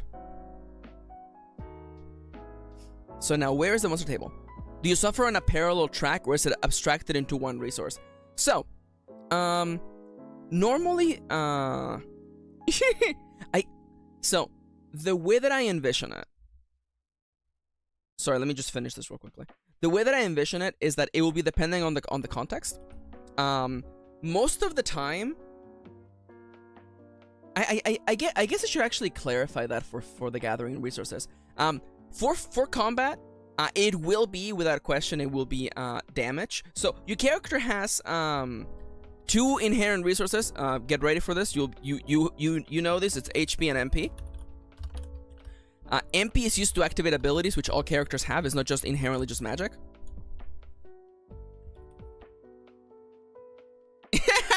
Nomia says fish do special type of damage called fish damage, and it doesn't do anything, but it does fill up your character sheet with little drawings of fish.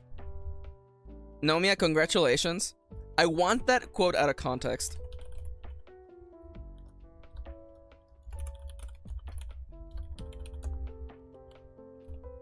There you go. Congrats, Nomia.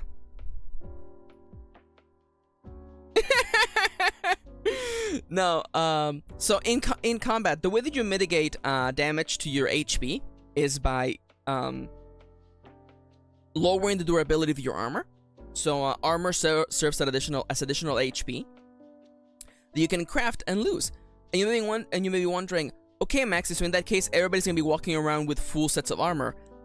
No, because not every class can wear every piece of armor. For instance, only fighters in this game can equip the 2 heavier sets of armor, and they're expensive and hard to craft, but they do come with extra health. So again, this is a little bit of a trade-off, and actually, fighters have to actually unlock the heaviest armor in the game to begin with, so, you know. There's trade-offs. You know, the things that make fighters really good is that they're able to basically fight with every weapon. So I I don't envision the game having suffering MP, but I feel like maybe in the move we can just have suffer HP. I guess that would make sense actually. Suffer HP, or I guess yeah. You know what? I like suffer HP ones than loot ones. I kind of like that actually. I like that. Suffer HP or MP. I mean, I like the option of giving the player the chance to choose what they want to suffer. Actually, that's actually a really good point. Out. That makes a really good point here. With monster encounters is absolutely suffer HP. So the thing is, for this game design, I want to make it a very clean, very easy to read design process. So we're gonna have a lot of keywords. So instead of suffer HP / MP, like it's short enough. Like, so here's an element of design, okay? If you can say something in less words, say it in less words. If you say something enough, say it with a symbol instead. So that's kind of like part of the design process here. That's why I'm using a lot of icons for things, because instead of having to say a strong hit every single time, just have 2 check marks. That's just way easier to read. So suffer HP / MP is actually kind of a good idea. I kind of like that. And then we have the loot table. So let me just literally. The loot table for fishing. I know that it is. I have literally the loot over here on this. Maxi, you write all this down by hand. I find that it helps me to just write stuff by hand. Oh, it's a green chub! Oh my god. So the loot available is a green chub. I also want... yeah, players are able to find a 1 durability rusty sword. It's the rare one. Rusty sword +0, which is a slash weapon, and it's worth literally 0 gold. And I do want the random, the random off chance of getting some supply item, a supply item, and maybe ore rarely. The lore explanation, I think, is that, like, you know, if there's chunks of ore just hanging out in the hills, the pieces of rock emerging from the hills and fields of grass, like blades, and there's ore in them, I would imagine there might be ore deposits in the water as well, being pushed by the river. So that's the explanation, by the way. In case you're wondering, yes, we're thinking about all of this stuff. Yes, we are. Of course we are. Of course I am. Who do you take me for? So it's been a couple of conversations with the Priest of Vtuber, so I think the Priest of Vtuber should say nothing in this particular section. And that's it. That's fishing. That's fishing. Again, like, the rest of these moves are actually going to be really, really simple, because it's literally, like, basically this same move, actually. So we're going to copy you, we're going to paste you, and welcome to 1.3. So what do I want players to do after this? I would like them to explore the ability of mining, so let's do that instead. Mine ore from the giant, from the bladed rocks. As you make your way from hill to hill, you sometimes spot large rocks as though blades poking from the earth. Blades poking from the earth. The light catches on these blades, on these blades, and you think it a mirage, but then you realize what it is. Those rocks are full of ore. There you go. Now, okay, again, explain to the player how blacksmithing, how resources are...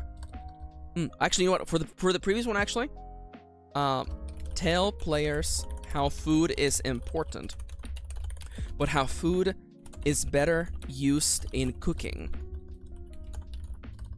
in cooking than eating whole. So here's the deal, okay? So when you get an item, you gain 1 count of that item, right? Now, food items, I'm actually going to show you with the green chub. Food items do have an icon specific to them.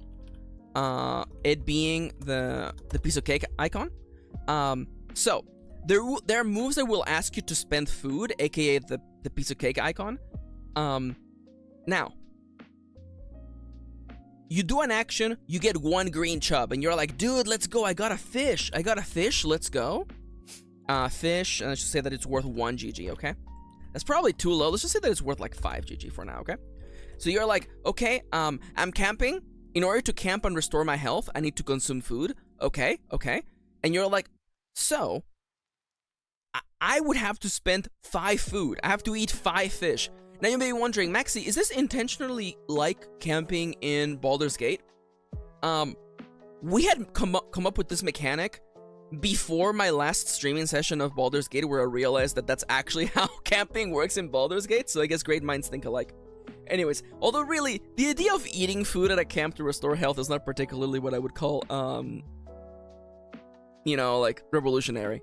So you may be thinking, wow, I gotta catch 5 green chubs in order to restore my HP to full? Yeah. Or you can cook a couple green chubs using the cooking skill and get like 10 worth of food. So that right there's that's the roll right there. But then you have to level up the cooking for that. So again, this game very much inspired by RuneScape. Get ready for the whole like, okay, so if I want to go into the dungeon, I gotta get food. But before I can get food, I have to catch food. But before I can catch food, I have no fishing, so maybe I should craft a fishing net. But in order to craft the fishing net, I need to gather textiles and craft them using my tailoring skill. And then, that's how I get you. And then guess what, baby? You're playing the game, baby. I gotcha. I gotcha, baby. I gotcha. Welcome back, Kirin. Dude. The instant that a player is like, the instant that a player is like, if I want to get food, I have to catch fish. But if I want to catch fish, I have to level up fishing or make a fishing net. And if I want to make a fishing net, I gotta get textiles, which means I have to go fight spiders. The instant that a player is already thinking about that thought process, I'm like, I got you. You're playing the game, buddy. Explain how the resources, like ore may seem useless, but when crafted at a crafting station, such as an anvil, you can make great things with it. Oh, it's anvil, not avil. Anvil. You can make things that are tenfold the value. There we go. Alright, so welcome back to mine. I'm gonna assume literally just 1. Roll plus mining and add any modifiers. Literally again, very similar move, by the way. Very similar move. Now, what's the loot table for this one? Let me go check my notes real quickly. So, is it green iron ore? I think it's green iron ore, isn't it? Yeah, it is green iron ore. Green iron ore. Normally you get that. What is the other reward for here? We were talking about the option of having a really, really simple, a really, really flawed gem, maybe? I mean, it's literally the same drop as the bunnies, which I'm okay with that. Let's go with flawed emerald, same as the bunnies.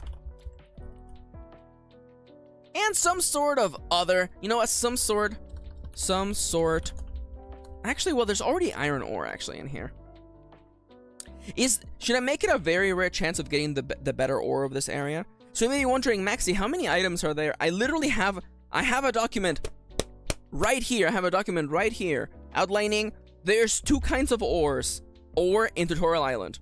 Rare chance of what did I call the better ore though?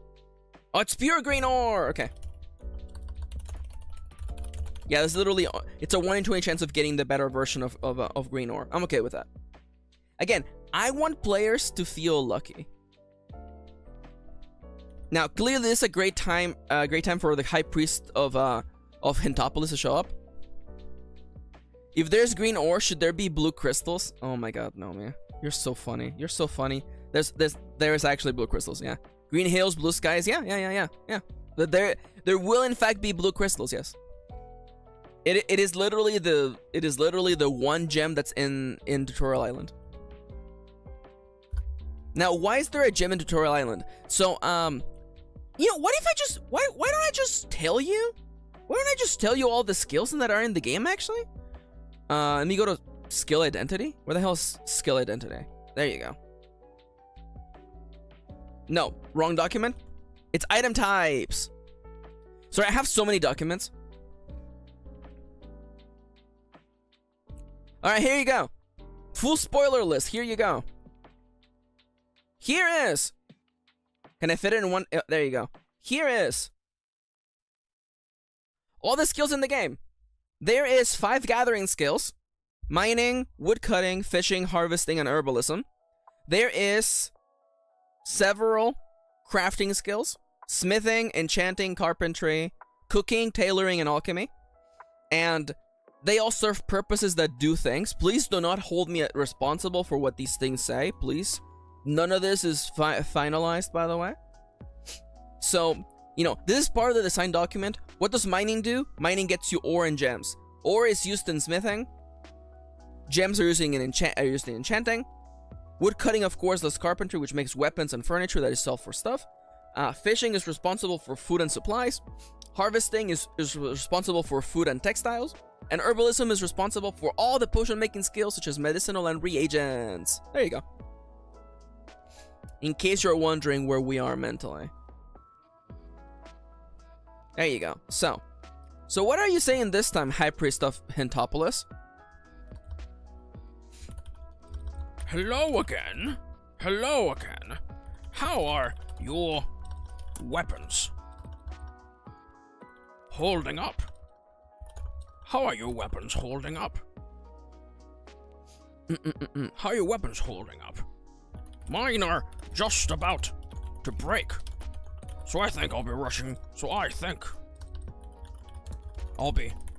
town now. Best of luck. Best of luck. No, I'll be rushing to town now.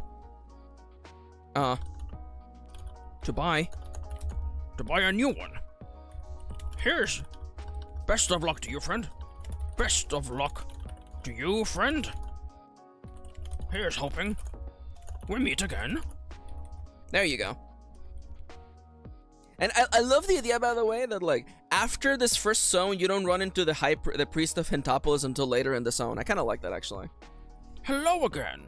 How are your weapons holding up? Mine are just about to break, so I think I'll be rushing to town now to buy a new one. Best of luck to you, friend. You know what? Actually, this conversation should happen as part of the action for leaving the zone. Actually, there you go. Yeah. So the Priest of Hintopolis is gonna give you the player a reason why they would want to move out of this zone. I actually really like that. So again, we literally just do this again. Now we do this now, but we do it for cutting wood. Cut wood. Is there a better name? Cut. I would like these to have like nice little like colorful names for them, but there's only so many ways to describe cutting down a tree. Cut wood. Gather wood? I guess we can though. No. What is the name of the wood in this area called, by the way, Maxi? You wrote this down, Maxi. Where's the wood called? It's just called oak wood. Okay. Cut some wood. Cut some wood. And gather branches. There you go. And gather branches. There you go. As you move closer to the town, the hills grow spotted. Oak, isn't he a professor? Thank you, Dale. The hills begin to spot with trees and bushes. Trees and bushes. Some of which are awfully overgrown. This calls. Ooh. This calls for a This calls for a master of the axe. Thankfully, this calls for a master of the axe. No, this calls for a woodsman. A woodsman? This calls for a master of the axe. After all. Ooh, after all. What good is such wood? What good is all that wood if it is just littering the ooh, the ground, littering the earth. Something like that. We'll figure out later, okay? So, explain to the player that there are during this move. So here's the dealio, okay? So, there is something to be said about using an... My only issue is that an axe that's a weapon is not inherently the same as an axe that is, you know, a tool for cutting. In fact, one of the tools you can buy in the town is, or craft, is a saw. So, just to keep things simple, and again, like, I don't want to open, like, a big can of worms, because, like, if I allow players to use a great battle axe for cutting wood, suddenly people are gonna be like, okay, then I should be able to use my mace to mine ore, and I should be able to actually use my sword for cutting herbs, and I'm just like, this is not even the same thing. Oh my god! Victor says the master of the axe is a philosopher ready to ask questions at any time. How dare you? How dare you? How dare you? All of that, and you didn't even just drop axes in chat, by the way. Explain to the player that there are many kinds of resources, some of which are useful to everyday people, such as wood. Of course, heroes can also use wood to make weapons, shields, and furniture. Furniture that can be sold for a pretty penny. What good is adventuring? You know, everyone. No. Adventure is about danger. Adventure may be about danger, but staying at an inn but staying at an inn instead of the wilderness, does have a nice ring to it. Something like that. Woodcut, one suffer rating. Roll plus woodcutting. Plus woodcutting? I think it's woodcutting because it's plus fishing, isn't it? It's mining and fishing, yeah. So it should be the active verb. Roll plus woodcutting and add any modifiers. It's literally the same thing here, and you get oak wood. The other option, by the way, as per the skill identity, is that woodcutting can also give you food. So let's add the striped apple, which is actually one of the items you can earn later in the zone. Actually, it's near the farm fields. This is also actually very rare. Give me actually a bird nests, a bird nest. I don't know if I like that. People in chat, what's something funny that could drop from a tree when you're cutting it down? Go. Well, I like oak branch. Less wood. Less good wood. GG. A beehive? Ooh, a beehive would actually be a magical reagent, actually. Stripped or striped? Also a spider? There will be spiders later. It's striped, which means it's double P, right? God, I hate English. I hate English. An apple that lands comically on your head, that's the apple. Yes, it's... Oh my god. Can you look up? Which word am I using the right word? Is it 1P or 2Ps? It's 1P, isn't it? Because I guess a 1P for... Oh my god. Ugh. I hate it. Thank you, Thomas. Thank you. Stripped. No, I'm thinking in like. By the way, welcome back to English is not my first language. By the way, it just I'm thinking of it the way that like Japanese uses tsu. An apple that lands comically in your head is different. That's fair. That's fair. I'm okay with that. I'm okay with that. Okay, oak wood, oak branch, a striped apple.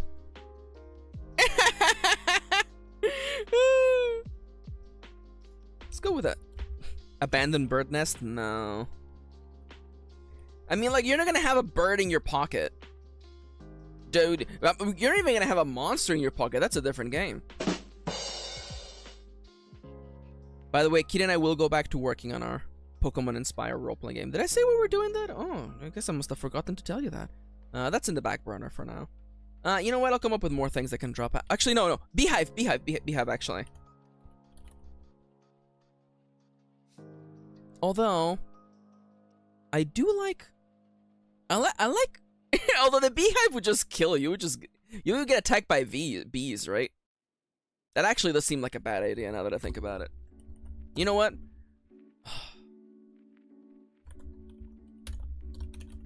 You know, I'm gonna just put a honeycomb in here. Reagent, let's go with that. There you go, that's four items. That's 4 very, very useful items. Moving on to the next one. Maybe abandoned beehive for Tutorial Island. Okay, I was just thinking of Animal Crossing.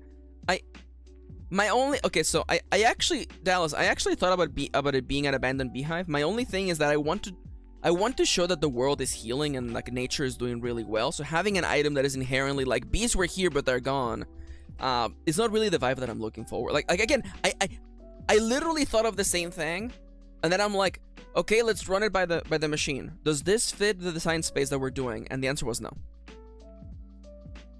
So cut wood. So we have done fishing, mining, wood cutting. The last one is literally just, is it herbalism? It's literally herbalism. Okay.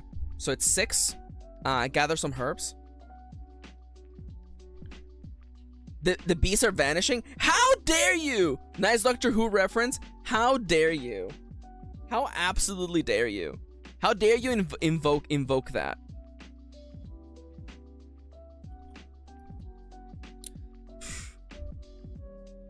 Before you fell asleep, you used...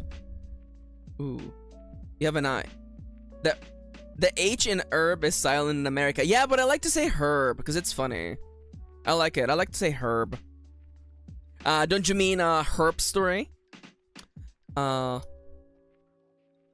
the old before the war. Before the war. No, during the war. During the war.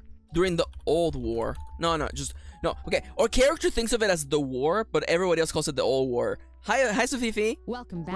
Welcome. How you doing? I'm game designing today. During the war. Medicinal herbs were hard to come by, so you got used. You got used to looking for them everywhere. Now, you got used to looking for them everywhere. Under rocks and debris.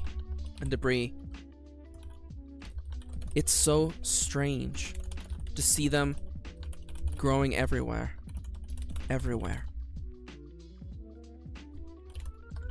You wonder if some people, you wonder if the people of this world, of the new world,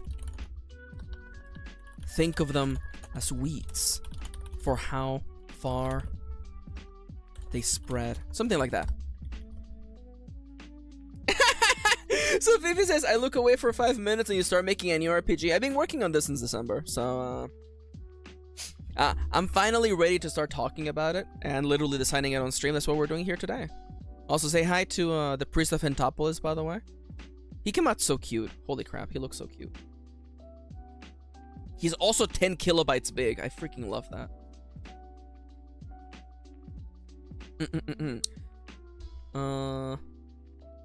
So, wait, did I? Oh, I did not actually rename the move. Okay. gather, cut some wood, and pick up branches. Pick up branches. This is gather medicinal herbs. God damn it, I should have said a clown, and when asked what they would be doing on the tree, I would have answered, they were looking for magpies. Oh my god. Hello, priest. What was that, Polis? Is the priest of Hintopolis. An ancient order of priests charged with giving heroes hints as to how they can save the world. He's also a frog. Okay, now, the goal of this actually is explain to the player that there are many ways to regain health, one of which being potions, which are made from medicinal items. Though, potions are usually available for sale at shops, though they can also be crafted using alchemy at alchemy stations. There we go. And this is gonna be herbalism. Cute Frogger, thank you. So now, what are the things you can pick up? Playing as Frog from Chrono Trigger, confirmed. Oh my god. What is the name, Maxi? What is the name of the? Oh, it's Maiden's Fan, inspired by the ginkgo leaf. Maiden's Fan is the name of the healing herb, by the way, that's in the game. It is Maiden's Fan. So, what are the things that I would like? Okay, one medicinal item that's already in there. So, what are other two things that I could put in here?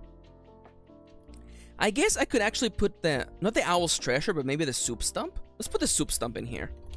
So the soup stump is actually a mushroom, by the way. It's available later in the forest, alongside another food item. Soup stump, Maiden's Fan, some sort of item for money, maybe. Although maybe I should just make it so there's only like, no, I think it's 4 items is perfectly fine. So I'm thinking, what else can be found in these bushes? Or, you know, in these patches of grass. So there's a medicinal herb. There is a mushroom that can be used for cooking. What else can the players find? An orchid? A flower? A flower? Oh. We can have a quest of delivering a flower, actually.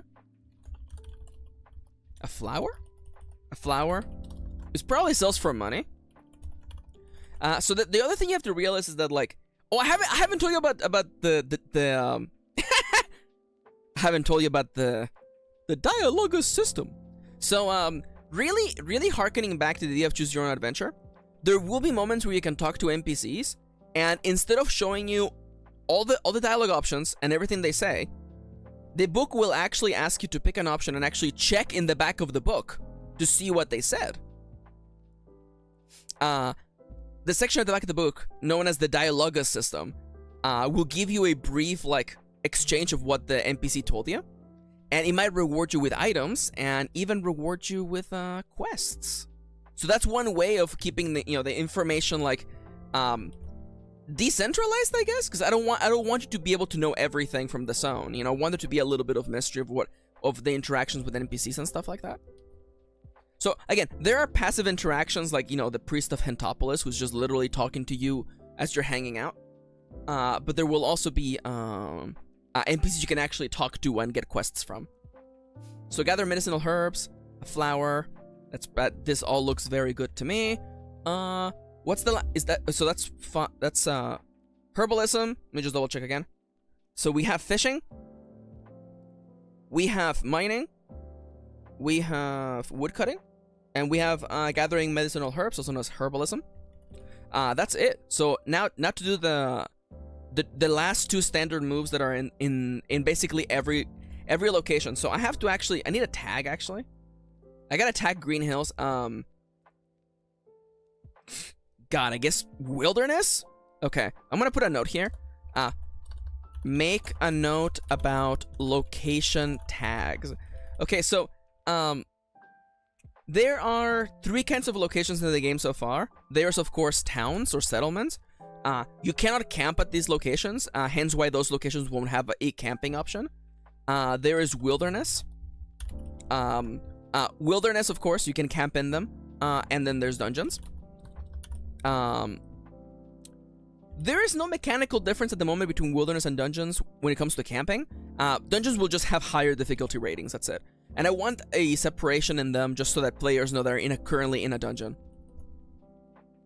So for instance, in Tutorial Island, there is a cave, and when you enter the cave, it says dungeon instead of wilderness, and I want it to be a hint to players that if they keep going in there, it's not gonna be a cave no more.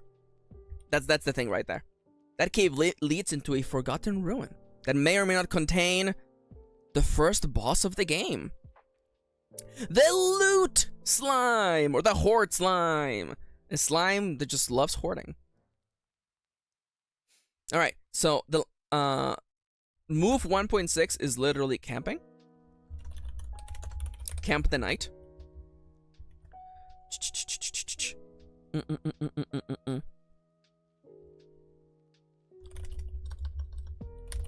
There's something comforting. There's something comforting about looking up at the night sky and recognizing those stars. This is your world. This is your world. It may not look like it. And no one you knew may no one you knew remains. But it is the same world. Dallas asked this a bit off from the current note, but what happens when you run out of HP? So, on your character sheet there will be a couple of basic moves, particularly the move for when you run out of HP. And when you run out of HP, you, if you're playing a hardcore mode, your character is dead. Start again. If you're playing the regular mode of the game, where you don't have permadeath, you return to the last place where you rested. Whether it is a town's inn or a shrine. You literally record in your character sheet what location you rested at. Most players will have their default spawning location be the hero shrine, which is area 0. So if you die in area 1, you won't have to walk back that much further away. But yeah. We're currently considering having like the players lose gold when they die. No, I'm not entirely sure. I definitely like there's a chance where like we could have it be like you roll a d20 and you see what you lose. You could lose an item from your bag or a piece of equipment. Maybe. Like the thing I would hate for a player to get a rare weapon and then lose it because they died. That's the drama of life though, so like I don't know.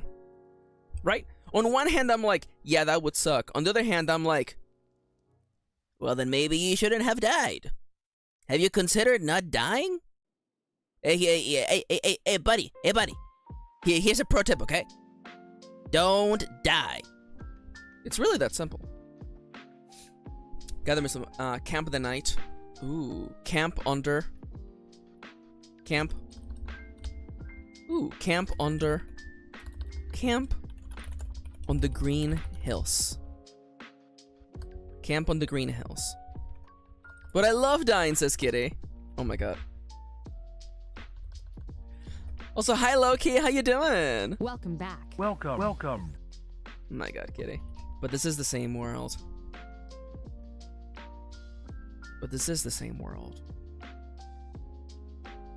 You feel a little sad, but also happy. You can't help but wonder what this world has in store for you. Yeah, perhaps the answer will come with playtesting. I think Dallas is correct. Hell yeah, Loki. So, explain to the player the main mechanism for camping. This is the this is one of the main ways to restore your HP and MP, though it leaves you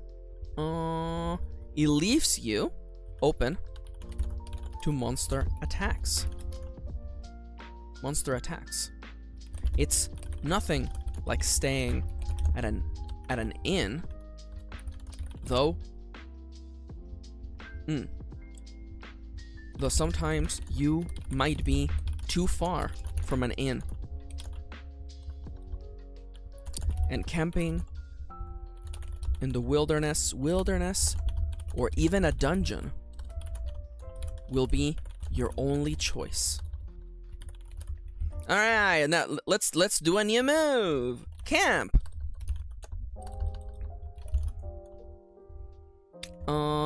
Now, thankfully, I don't have to worry about the suffer. Actually, no, I do have to worry about the suffer. Okay, suffer. Okay, so roll plus survival, and add any modifiers.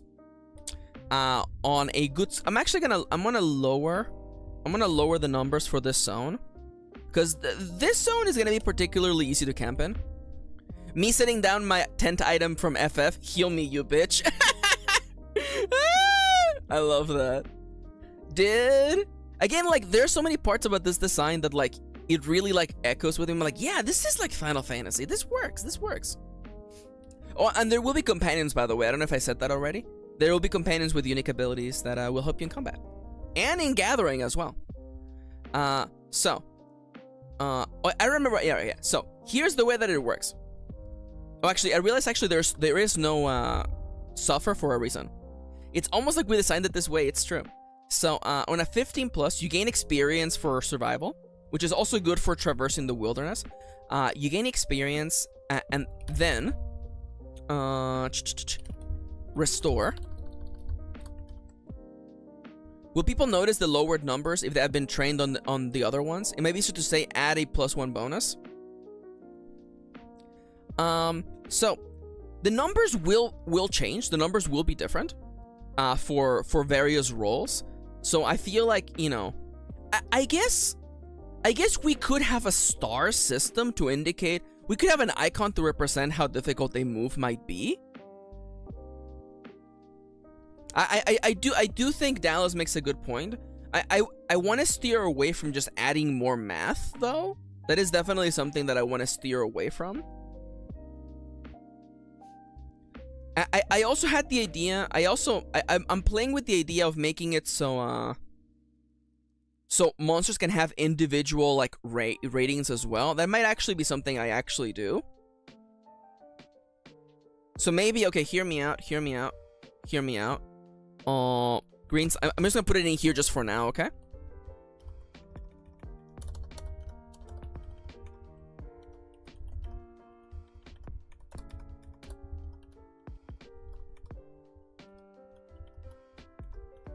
So 16 plus, 6 to 15. Maybe I think there's something to be said about just teaching players to like pay attention to these things. I do kind of like that. Oh, that looks terrible. That looks absolutely like ass. This is good enough for now, okay? So this is not the final version of the game. We'll figure out a way of doing this. I promise you. Or Muncher. It's better than Rock Muncher, actually. So for instance, I'm gonna just remove these, by the way.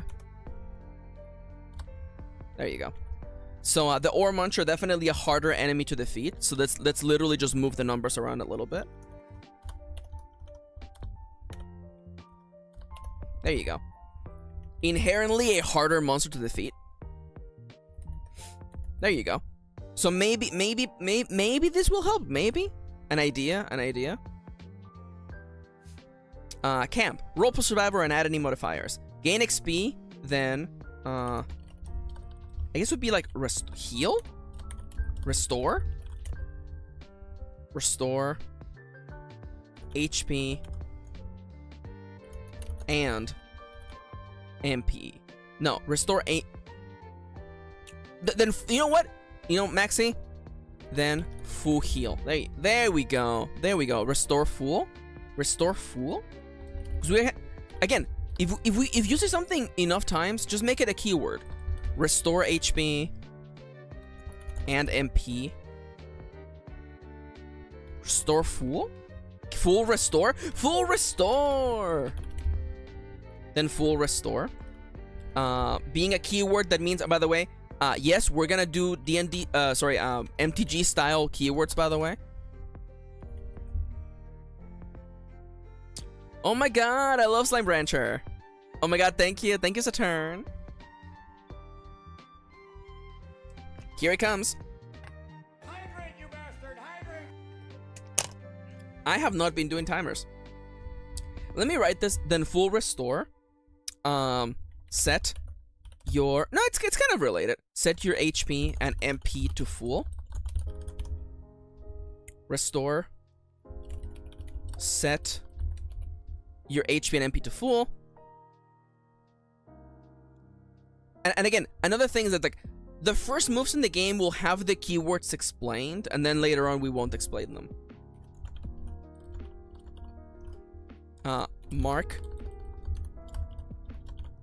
Mark experience for the skill roll. Something like this, we'll get there, okay? Then full restore. Now, what happens on a weak hit? On a weak hit, you have to pick which of the two you want to restore. Pick one. Restore HP or restore MP.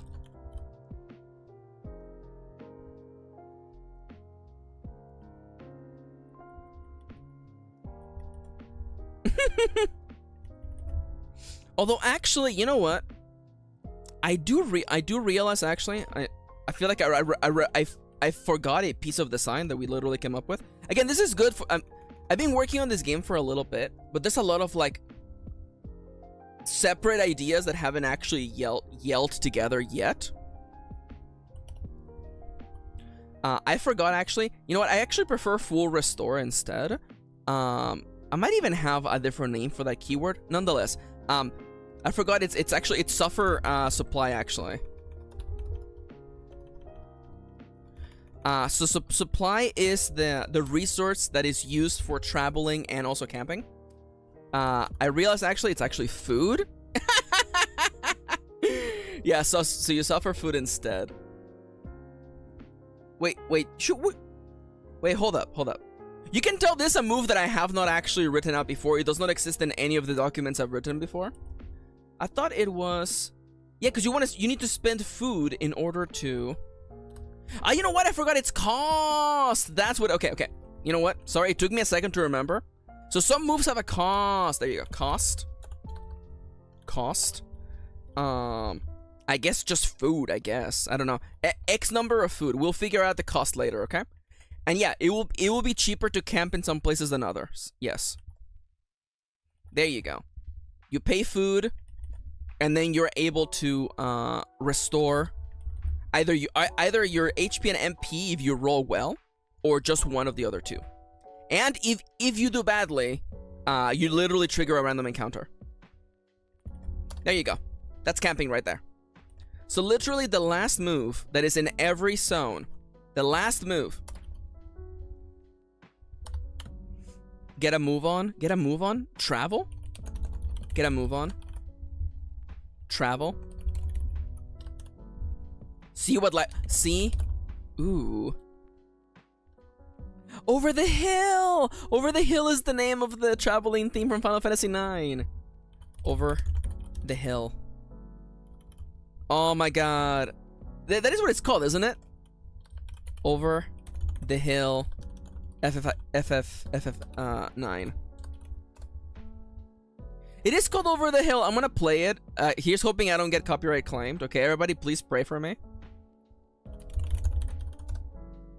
I love this song. Oh my god. There we go. Oh, it's so good! I love it! Okay, we have over the green hills. Over the green hills. Well, that's what we'll call the move. By the way, yes, this song's from Final Fantasy IX, and the song playing inside of the song is actually the main theme of the game, Memories of Life. Freaking love it. Freaking love it. Absolutely goated. Absolutely got it. Shoutouts to Nobuo Uematsu. He really knows how to spin a yarn, huh?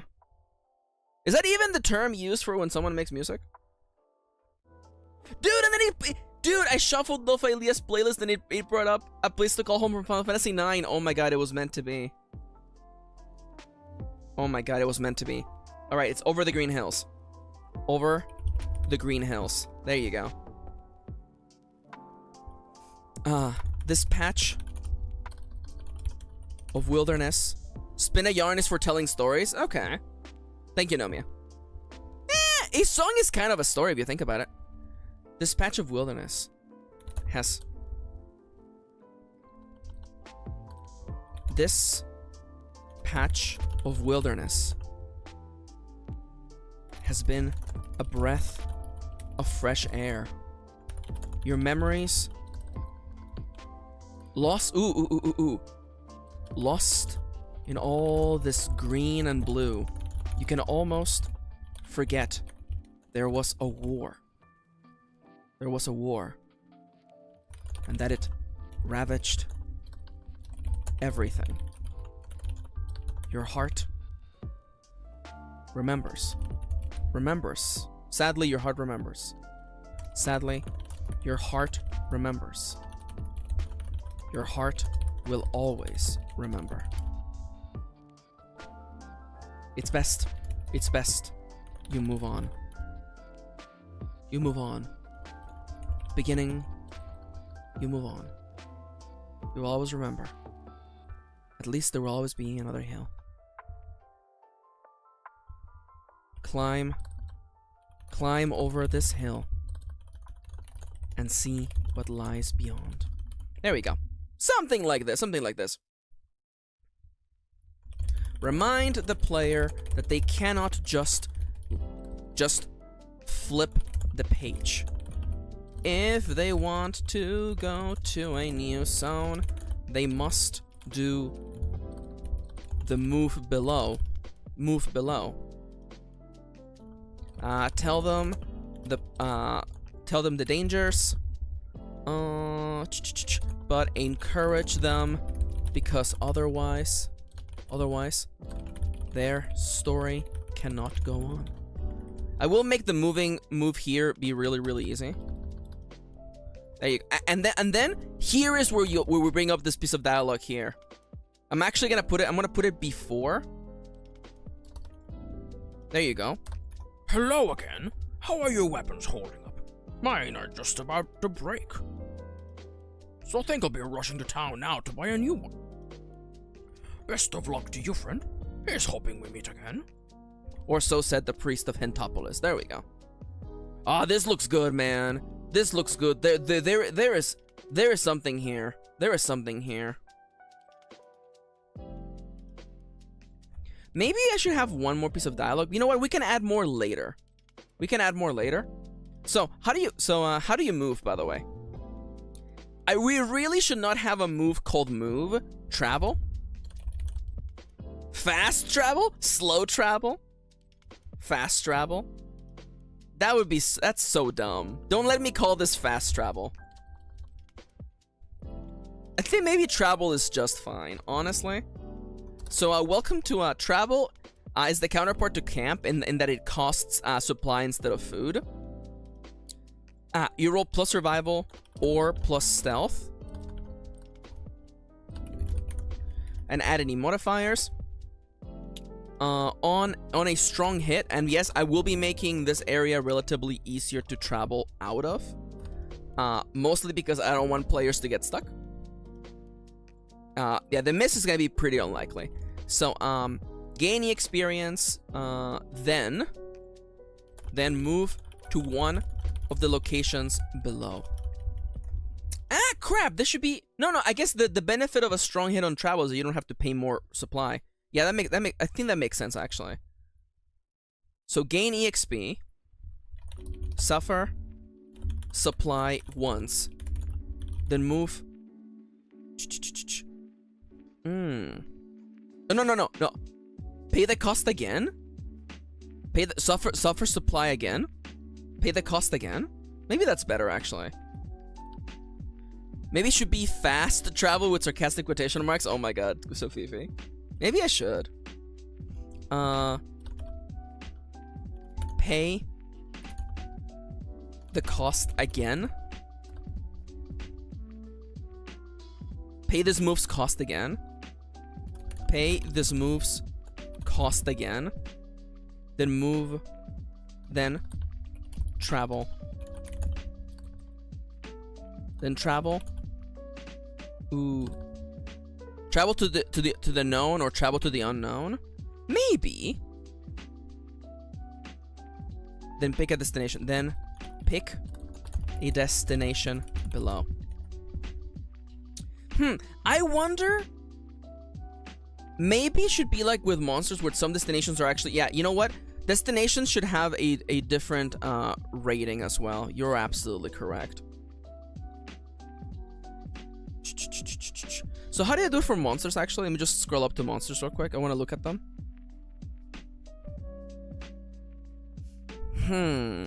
I guess you should pick a destination first. You should absolutely pick a destination first. Oh, also, I need to make a note here, by the way. You do not have... No, you know what, actually? Maxi, explain to the players about bonding with companions once they actually have a companion, actually. You won't be able to get a companion until literally the farm, which is after the town. The town is actually big enough that it's actually broken into two zones. There's down proper and the port. The port being the way you get out of Tutorial Island, but you have no access to it because the local ship captain's hat has been stolen by a slime. The Horde slime! And again, in the full version of the game, you will be able to, like, use charisma to convince the ship captain to let you out of Tutorial Island. But again, there's a lot of good gear, so there's reason why you may want to actually, you know, do Tutorial Island. Pick a destination from below. Slime with the hat? Nomia, as a matter of fact, there's a secret companion in Tutorial Island called Hat Slime. A slime who wears a hat. It's true.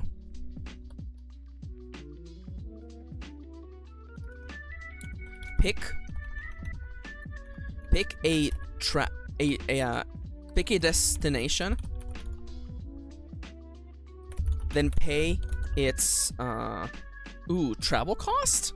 Then pay its, you know what? Then pay its blank in supply. There you go. There we go. We make it a suffer value, baby. Pick a destination, then pay its suffer value in supply. Oh my god. Oh my god. Roll survival. By the way, fun fact, Nomia. Kitty came up with the coolest system for hat slime. Are you ready? So hats are already in the game, but hats are mostly for selling money. They don't do like anything for humans. But you can give the slime a different hat, and that changes what the slime gets a boost to. Huh? You like that? The hat slime system. It's true. Yeah. So the hat slime starts with like a cute little like a newsboy hat, and you can get him like a little like fisherman hat. You can get him like a little like wizard hat. Pick a destination, then pay its blank in blank. Then roll survival and stealth. And oh, there you go. This actually works. Okay, so now we need to add the destination. How do I do this? Okay, give me please give me a column, a row below, please. And how many things do I need? I need the name of the location. I need the difficulties. I need like its suffer value, name, suffer value, difficulty, and like a description of what it has. So that's like what, like 4? Or merge it. Merge it again. Jesus Christ, that looks incredibly terrible. I split it and just give me like 4 columns. All right, so can I like fidget with you, please?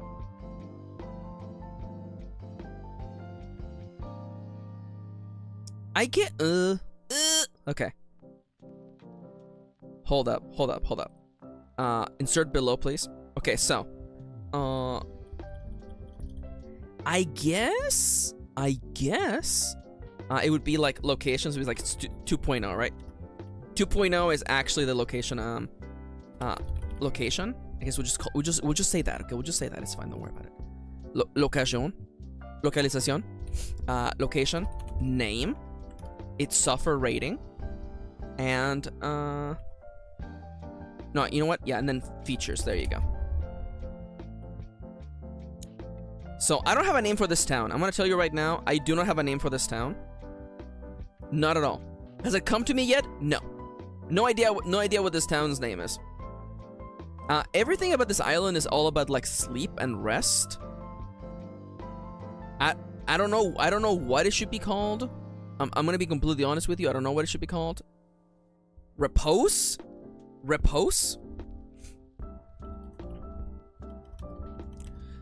So the location is 201. The name is town name. And the it really should have the difficulty numbers here. It's fine. Again, this is not final. It's fine. So let me just drop these. So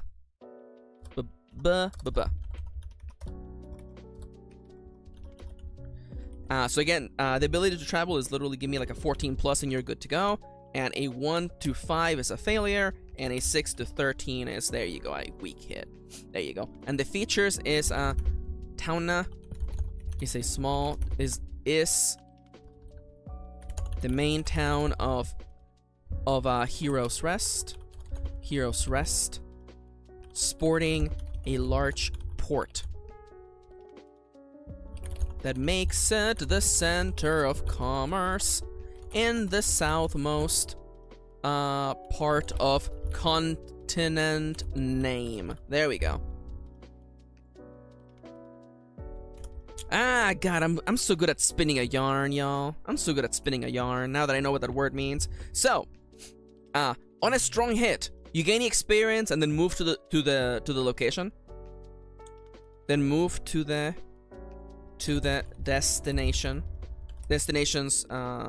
Yeah, move to the destination. In the book, there will also be a page number, by the way. Page, 35, whatever. There you go. On a weak hit, you gain experience.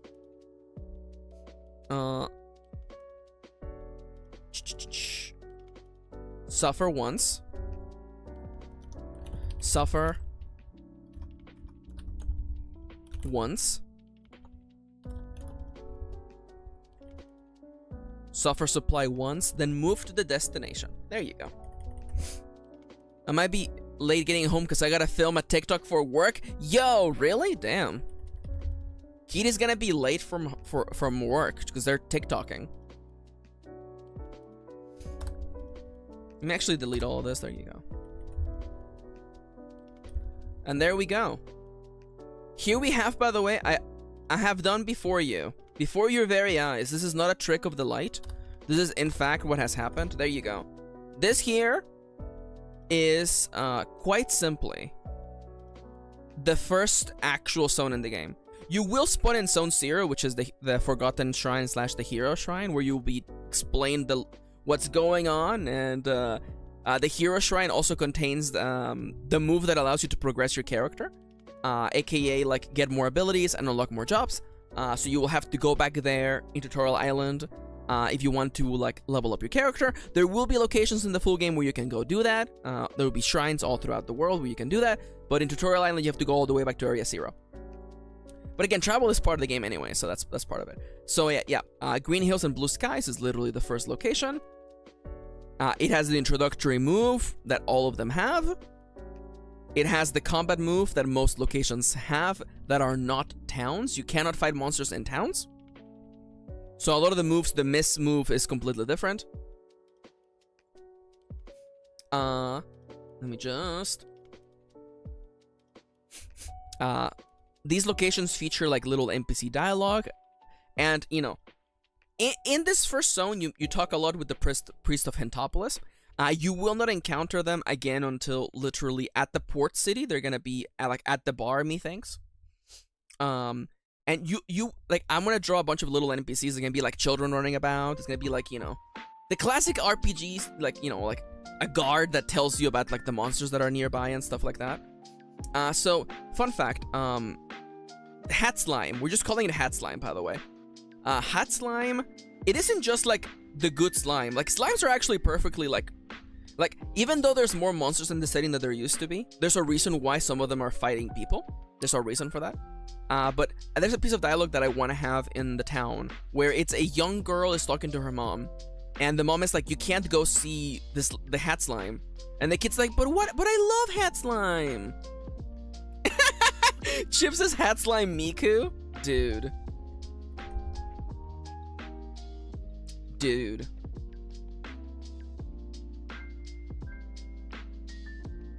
Yeah, so what do you do in a zone?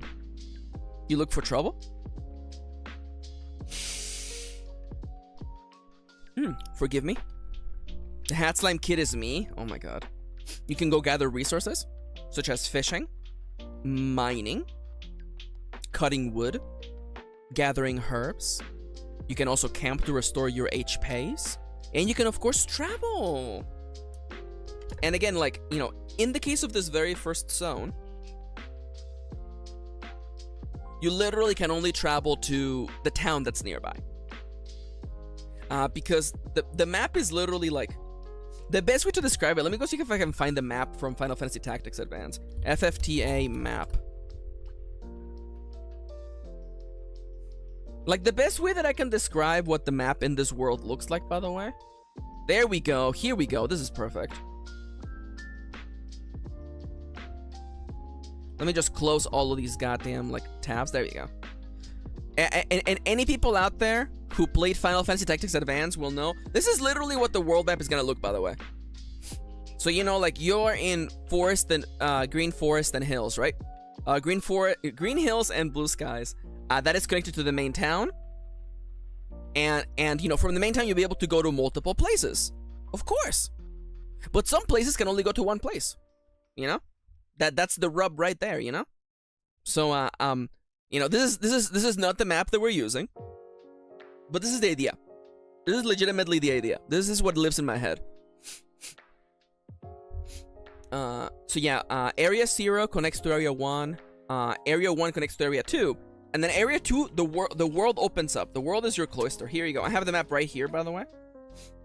So, yeah. The hero shrine connects to the hills area. That connects to the town. The town has two travel locations. You can go to the port, which is basically the other half of the town. There's a bunch of things to do there. Or you can go to the farmlands, which is outside of the town.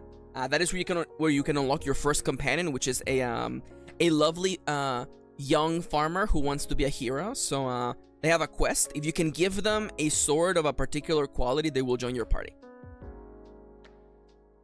Now, the farm also opens up into it has 3 locations, because you can basically go back to the town, or go to 2 wilderness locations. What? 2 wilderness locations. One which is a very tough combat zone where you can fight. Let me go find them. Oh my god. The forest has these spiders, by the way, the weaver spiders, the forest weavers, and the forest lord. This is the hardest non-boss encounter of Tutorial Island. He will most likely kick your ass. He does not care. He does not give a damn about you. Let me tell you, he does not give a damn. And of course, by the way, in case you're wondering, what are the enemies you can fight in the forest, by the way? In the forest you can fight... Please don't do that. There we go. In the forest you can fight... No, in the farmland you can fight slimes. You can also fight the bad apple. That's the guy we made last time. There we go. The bad apple. There you go. God, I love this guy. He's so cute. How big is this image? Again, I know that nobody cares, but like, I love how like these images are like nothing. Yeah, the slime is 9 kilobytes. Well, the frog is 16 kilobytes. I freaking love that. Oh my god. It's so good. It's so good. Yeah, and yeah, BRB, I'm gonna make the ore munchers. It's just gonna look like this guy. I'm not gonna trace it, but I'm gonna make a Yanto bunny with big old teeth who eats ore. There you go. And that's it. So, if you want a mental idea for what we did today, Tutorial Island of enjoy looking at my extensions, by the way. He's so cute, I don't want to fight the bad apple. Too bad. You look for trouble. Tutorial Island, also known as Hero's Rest. It is going to be the demo and the vertical slice for Ferrum Fantasia. And it contains the following zones. It contains the heroes / Forgotten Shrine. This shrine has the ability to level up. Progression is its main thing. You spend achievement points there. Oh, Maxi, did you just say achievement points? That's right. Most locations will have achievements at the beginning of their zone. And these achievements are actually how you progress your character. Simply just grinding is not what advances your class. Achieving things, such as completing quests or doing specific tasks, will net you advancement points. So Area 1 is Green Hills and Blue Skies. Green Hills, which is the player introduction, player intro to combat and gathering. Then we have the first town, which is just called Townnam, because I don't know what the hell it's called yet. Which would be the player intro to commerce and crafting. The third location is is Townnam Port. Townnam Port, which is the player's stopgap directs them to explore, because you will be told. I mean, actually, you know what? I'm gonna make a note here. The old sage tells the player to go to the port. There you go. The old sage will tell the player to go to the port. And when you get there, you will find out that the ship's captain is not going anywhere because the slime took their hat. The port is closed. The captain needs their hat. And you're gonna be like, Maxi, you're really doing Final Fantasy 1 style quests where like you need to get an emerald so that a giant can eat it? You betcha. You gotta get a crystal eye, baby. You gotta get a crystal eye. You gotta freaking get a big barrel of powder to blow up the continent. That's a real thing that happens in Final Fantasy 1. Yo, the dwarves don't mess around in Final Fantasy 1. They literally they made the Panama Canal by just blowing up Panama. Can you believe that? The port is closed. More crafting stations. There you go. So now, what's Area 4? Area 4 is farmland. Intro to the first companion and companion quest. Yes, it's gonna be called farmland. I will explain what that means. Not today, another day. Area number 5 is going to be the ruins. The ruins are medium difficulty combat area, and also second companion. No, actually, I think we're gonna put the second companion at the hut. Actually, I think that's actually better. Yeah, combat area with good resources. Then we have the deep forest, the dark forest, whatever it's called, the forest. Hard diff combat area. Now both the forest and the ruins lead to area 7, which is the hermit's hut. Which has the second companion and lead into main dungeon. So the hermit's hut leads into the abandoned mine. The abandoned mine, maybe. This is the introduction to dungeons! Or it's the last wilderness zone, really. Last wilderness zone. Serving... basically serving as like the last place for the professions that haven't gotten gathering zones. And then we literally have like zones 9 through... It is 9, 10. No, it's 9, 10, 11? I think it's 9, 10, and 11. No. You know what, actually? Abandoned Mind. It's 9 and 10, actually. It's 9 and 10. So 9 is Dungeon 1. It introduced the concept of challenges, by the way. So, challenges, by the way they work is that challenge zones are kind of like public events from MMOs, where in order to get out of that zone, you have to complete X number of things, right? So for the first dungeon, there's gonna be 3 challenges. You only have to complete 1 to advance to room number 10, which is the boss fight. First boss, also known as Horde Slime. So, the challenges, by the way, each will be a different move.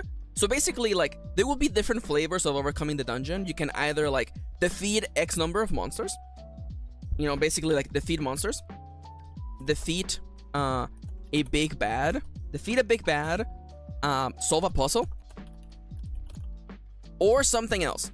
It might even be stealth, honestly. There you go. Or maybe use magic? Use magic? We'll see. Now, you may be thinking, Maxi, solve a puzzle? Are you gonna have puzzles in this game? Am I gonna have to, like, break out pen and paper? No! Don't be silly! That would be ridiculous! No, puzzle solving is actually a skill. So, you may be wondering, Maxi, why is puzzle solving a skill in the game? So, role-playing games have puzzle solving in them. I'm thinking, by the way, this is going to Chips. Chips is gonna... Neurons activated. I'm thinking Tales of Symphonia, when they give you the little fire ring, and you have to use the fire ring to, like, activate, like, sliding block puzzles. These things are classic for role-playing games. You know, like a room that's full of ice, so you slide across the floor. That's a puzzle. These things have to be in the game. So how do they exist? You have a skill called puzzle solving. That skill lets you solve the puzzles. Now, puzzle solving also serves as a way for us to get around lockpicking. So I wanted to have lockpicking, but I realized that it's inherently a very thiefly thing. So we thought, okay, instead of roll to open the door, is roll to solve the puzzle that opens the door. You know? And that way, other characters can have puzzle solving. You can play as a smart fighter. You can play as a really smart wizard who knows how to solve puzzles. And you will be rewarded by being able to skip, you know, to solve this challenge in that way. The first challenge of the game will only require you to solve 1 out of the 3. Solve 1 of the 3. But here's the dealio, okay? You will get more loot if you solve more challenges. Now, someone's gonna ask, Maxi, are you gonna be able to refight bosses? Yeah. Because this is a pen and paper game and not a video game where I can have, like, flags and states. You will be fully able to refight bosses just the same way that I can't, you know, after you read the bits of dialogue in Area 1, I can't go back and edit them so they say something else, right? This is gonna be a printed book, for crying out loud. So you will be able to redo the dungeon, you'll be able to refight the Horde Slime, and of course, the Horde Slime is your first introduction to a boss fight, which has faces! Get ready for the Horde Slime to become enraged, by the way. And this leads us to area number 11, 12, and 13, which are unique to your route. And room number 14, which is basically just a room to teleport you back to the town. Teleporter room. There you go. Let me sneeze.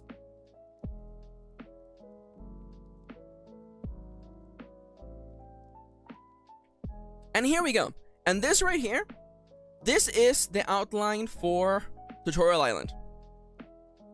This right here is the outline for the demo of the game, the vertical slice. There is gathering, there is fighting monsters, there is crafting equipment, there is NPCs that you can make your companions.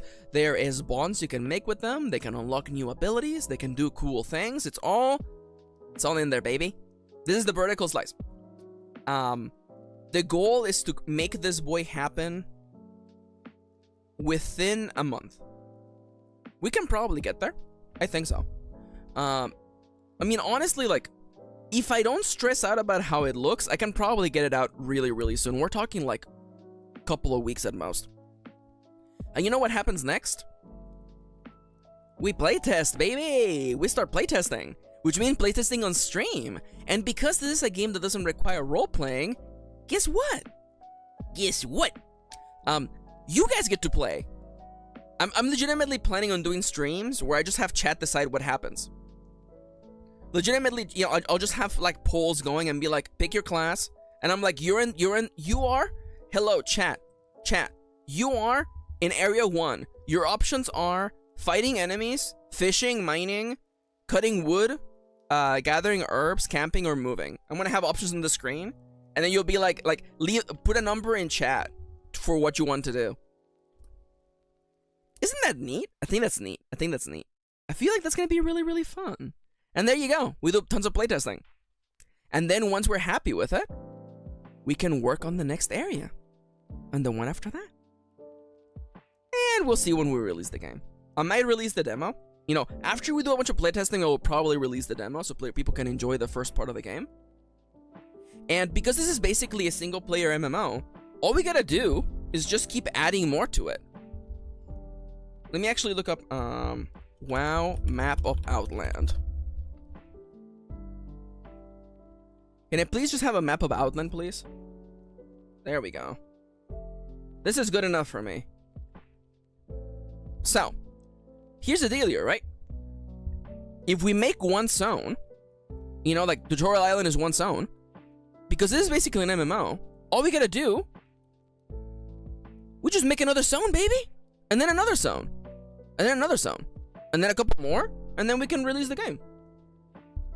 And the cool thing, see, the thing that makes this game like really exciting for me, okay, is that because it's a single player MMO, there is no subscription. You don't have to download 100 gigabytes of patches. You don't have to be sad on Tuesdays because maintenance is happening. And also, content can come out a lot faster.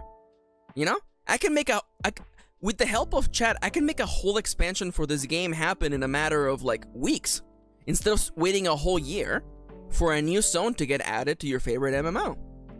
We can add new races, we can add new jobs. We haven't even talked about the fact that like the demo is gonna have 6 jobs, but the target number of jobs is 20 for the first release. And there's multi-classing, and we can add more races, we can add bunny girls and bunny boys. It'll be fun. I'm excited. I'm legitimately excited. There is so much room in this design. And again, you know, this won't ship with the first version of the game, but I will do my best to create tools so people can make their own content. And now, imagine, okay? You're playing this game, and you're like it's kind of like playing a mod, right? It's like playing like Skyrim with mods. And you're like, dude, there's a whole new world someone else created. And you can actually just take your character there. Isn't that dope? You can take the character you've been playing as, and you just go to a new zone, you know? I think that would be really, really cool. Anyways, we have done enough working for today. My dear friends, I need to go take a quick bathroom break. So I'm gonna go do that, and then we're probably gonna do dailies. I think I'm done for today. So I'm gonna go to the bathroom. I'm gonna ask you all to hold on. I'm gonna go to the bathroom. Please feel free to just leave an endearing comment in chat. Just leave something nice and gay, okay? I'll be right back, and then we'll do dailies, okay? We'll do Wordle, we'll do connections, we'll do all the fun stuff, okay? So I'm gonna be right back. Beep boop.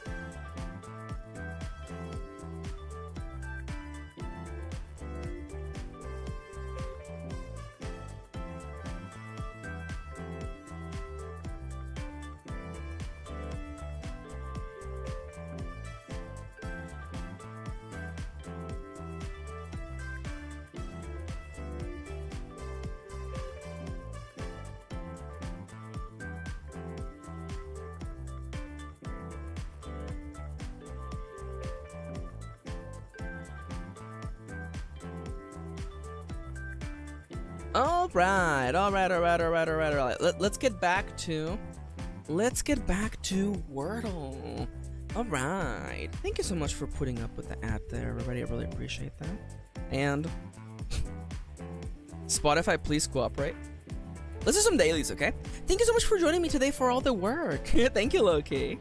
Thank you for joining me today. I hope you all had fun watching me work. I am so excited for Pharaoh and Fantasia. I really, really am so excited. But you know what? Let's just take a deep breath and step away from that for now. Let's just do some dailies and have fun, okay?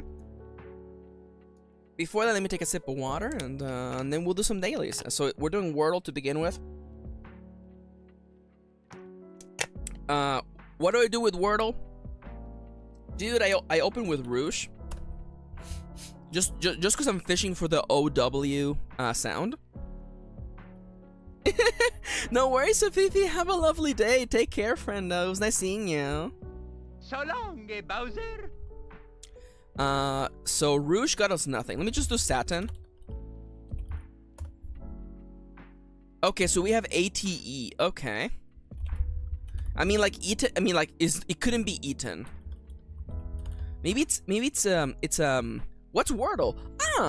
Loki. Wordle is a daily game where you have to guess a word, a 5-letter word, in 5 guesses. When you enter a word, if it's yellow, it means that that letter is in the word, but it's not in the right position. And green letters means that they're in the right position. It's just a nice little fun game to wrap up the day with. So we know that the letter E, the letter A, and the letter T are in this word, but they're not in the right order. So I'm thinking that it's probably consonant, EA, consonant. It could also be double consonant, EA, or AE. So, it could be an EN. No, it can't be EM. EN, EM? EY? EL? Not, kinda. EL? ET? Okay, what if it ends in ET? There's no way. Cheat? Okay, so we have found out that E and A are in the correct position now, but T is not. But now the thing is that because we know that the T can't go in the final position or the third position, it has to be in the first position. There's no way it's like there's no way it's this. Unless it's steel. Is it steel? No. It's definitely this. So Theo? No. What? Was it T? That's not. It's not thread. R is spent, but yeah. Also, hi May. Welcome back. Welcome. Yeah, right. Tweak? Is it tweak? It was the word tweak. All right, I did not think it was gonna be tweak. All right, well, shoutouts to me for getting that right. World pulls me out of lurk. How you doing, May? How was your weekend? Let's do guess the game, by the way. Guess the game is the game where we try to guess a video game by just looking at a sprite. This is Final Fantasy VI. Is this Chrono Trigger or Final Fantasy VI? I think this might be... Is this Chrono Trigger? Is this Chrono Trigger?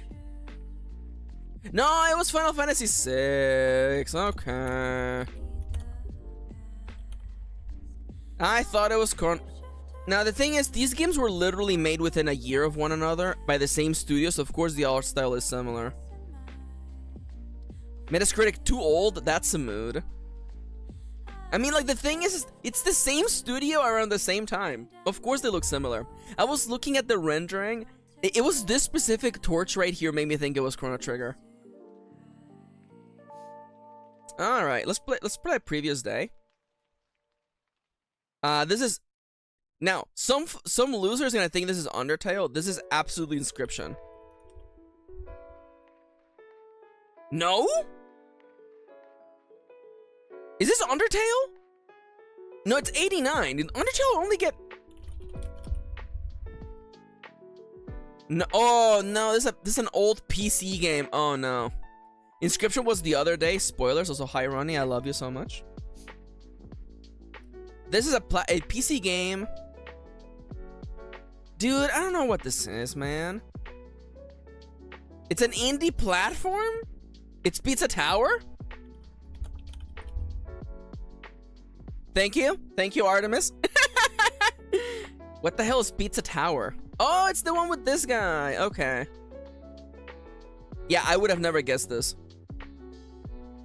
I'm old. So, remove waypoint. This is a Ubisoft game. This is the amount of motion blur tells me that this is a PS4, Xbox One game.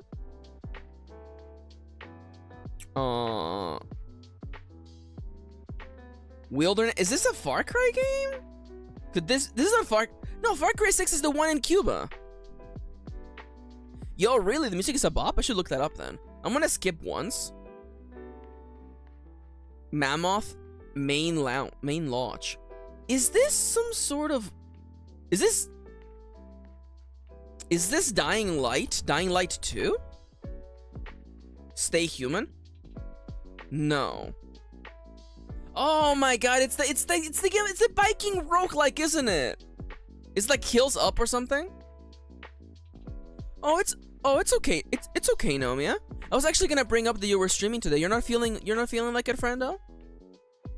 Yo, if you need extra help, I can be there on the stream for you if you want. Stadia. By the way, this is the it's on my schedule, but I'm still feeling sick. Yeah, no, I completely get you.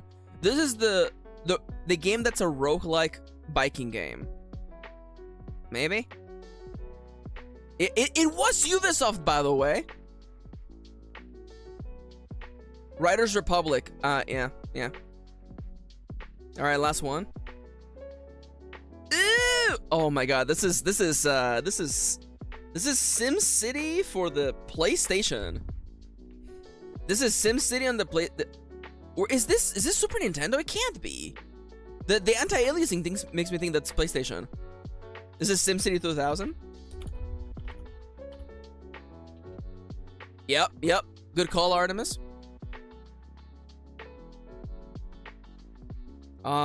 See, I'm all about 3000. I'm not gonna lie. Okay, yeah, you gotta do what's right for your friend, okay? And I'm really proud of you. Let's see, what else do we do usually? We do guess the game, we do Wordle, we do movie to movie. Let me just check into the movie to movie for today, okay? So in case you don't know, movie to movie is a game where I didn't do connections. Crap. Connections. Connections sucks. Nobody likes connections, but I'll do it. So we want to make 4 groups of 4. Crown, approved, school, staff, void, scepter, filling, gap, cavity, light, paid, wand, leap, plaque, baton, urgent. May. I was saying boo earns. I like connections. It's okay, May. I love you. It's okay. So, cavity and plaque, to me, they're trying to make you... Wait, crown, cavity, plaque? These are things about... Fillings? Fillings, cavity... These are things your dentist does for you. Ooh, scepter, staff, wand, and baton. Things that white mages wield in Final Fantasy XIV.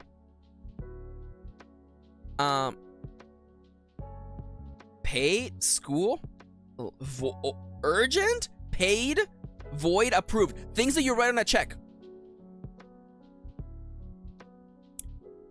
Leap year, school year, light year, gap year. Freaking smoke them! Got them!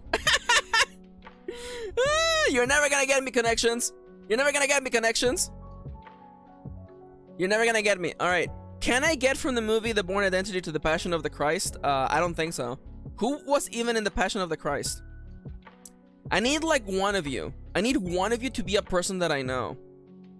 Dude, I don't know a single one of these actors. There's no way we're getting here. There is no way we're getting here. There's no way Zoolander can save us. Matt Damon? No, see. Matt Damon is in... See, I have to get from one movie to the other movie. I have to get to the Bourne Identity. From Bourne Identity to the Passion of the Christ. Aren't you the guy who couldn't get no more job after this movie? I can't believe they got an actor called Christo. That is pretty funny, isn't it? Okay. Deja Vu? The final cut with Robin Williams? Really?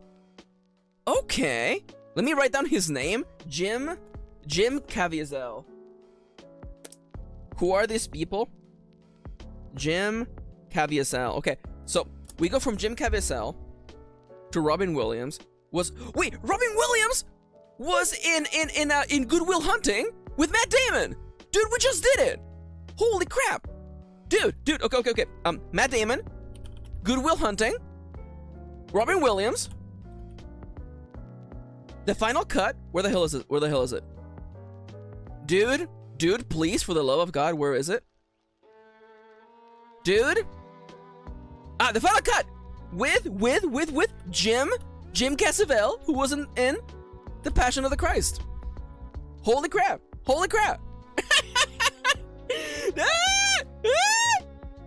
Dude, can you actually believe we got there?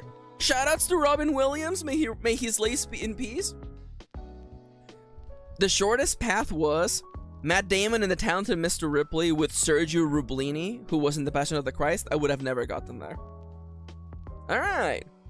Thank you for coming to my stream. So it's like 6 degrees of Kevin Bacon, but with movies. You got it, Artemis. That's it. The Matt Damon, Good Will Hunting, Robin Williams, a random movie that he was in with the guy from Passion of the Christ. Got it. Smoke them. This makes it seem like I know movies. I don't know movies. Also, I'm gonna be 100% honest with you, okay? I did not read this as a man and a woman kissing. I thought this was 2 men kissing. And I thought, damn, the Bourne Identity kinda based. Anyways, I'm gonna get out of here. Tomorrow on the stream, hey, you enjoyed watching me design a zone? Join me tomorrow when I draw monsters and NPCs for the zone. And for my role-playing game. My role-playing is gonna have a bunch of art in it, so we're gonna get to work with that right away. On Wednesday, I am playing World of Warcraft with my good friend Plakesworth. On Thursday, I am playing Final Fantasy XIV with Nomia and with Siska, a lovely member of the community, who's also very gay and I love. And on Friday, I'm playing Baldur's Gate 3 again. And on Sunday, as if you couldn't already get enough Maxi, on Sunday I'm playing Stardew Valley with Nomia Vikshay. If you missed the first episode of us playing Stardew Valley, please go check out Nomia's channel. Nomia may or may not be streaming in literally like an hour.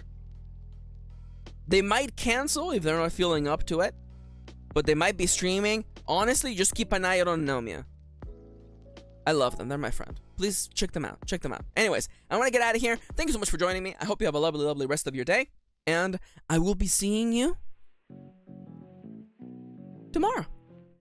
The secret word of the day, by the way, in case you're wondering, leave a comment on this VOD containing the following word. It has to be a comment with this word. Please be sneaky about it, okay? The word is hat. Leave a comment with the word hat, and I will heart your comment, and I might pin it if it's extra hilarious. I'm getting out of here. Thank you for joining me, and I'll see you all tomorrow. Take care. Bye-bye. Beep boop.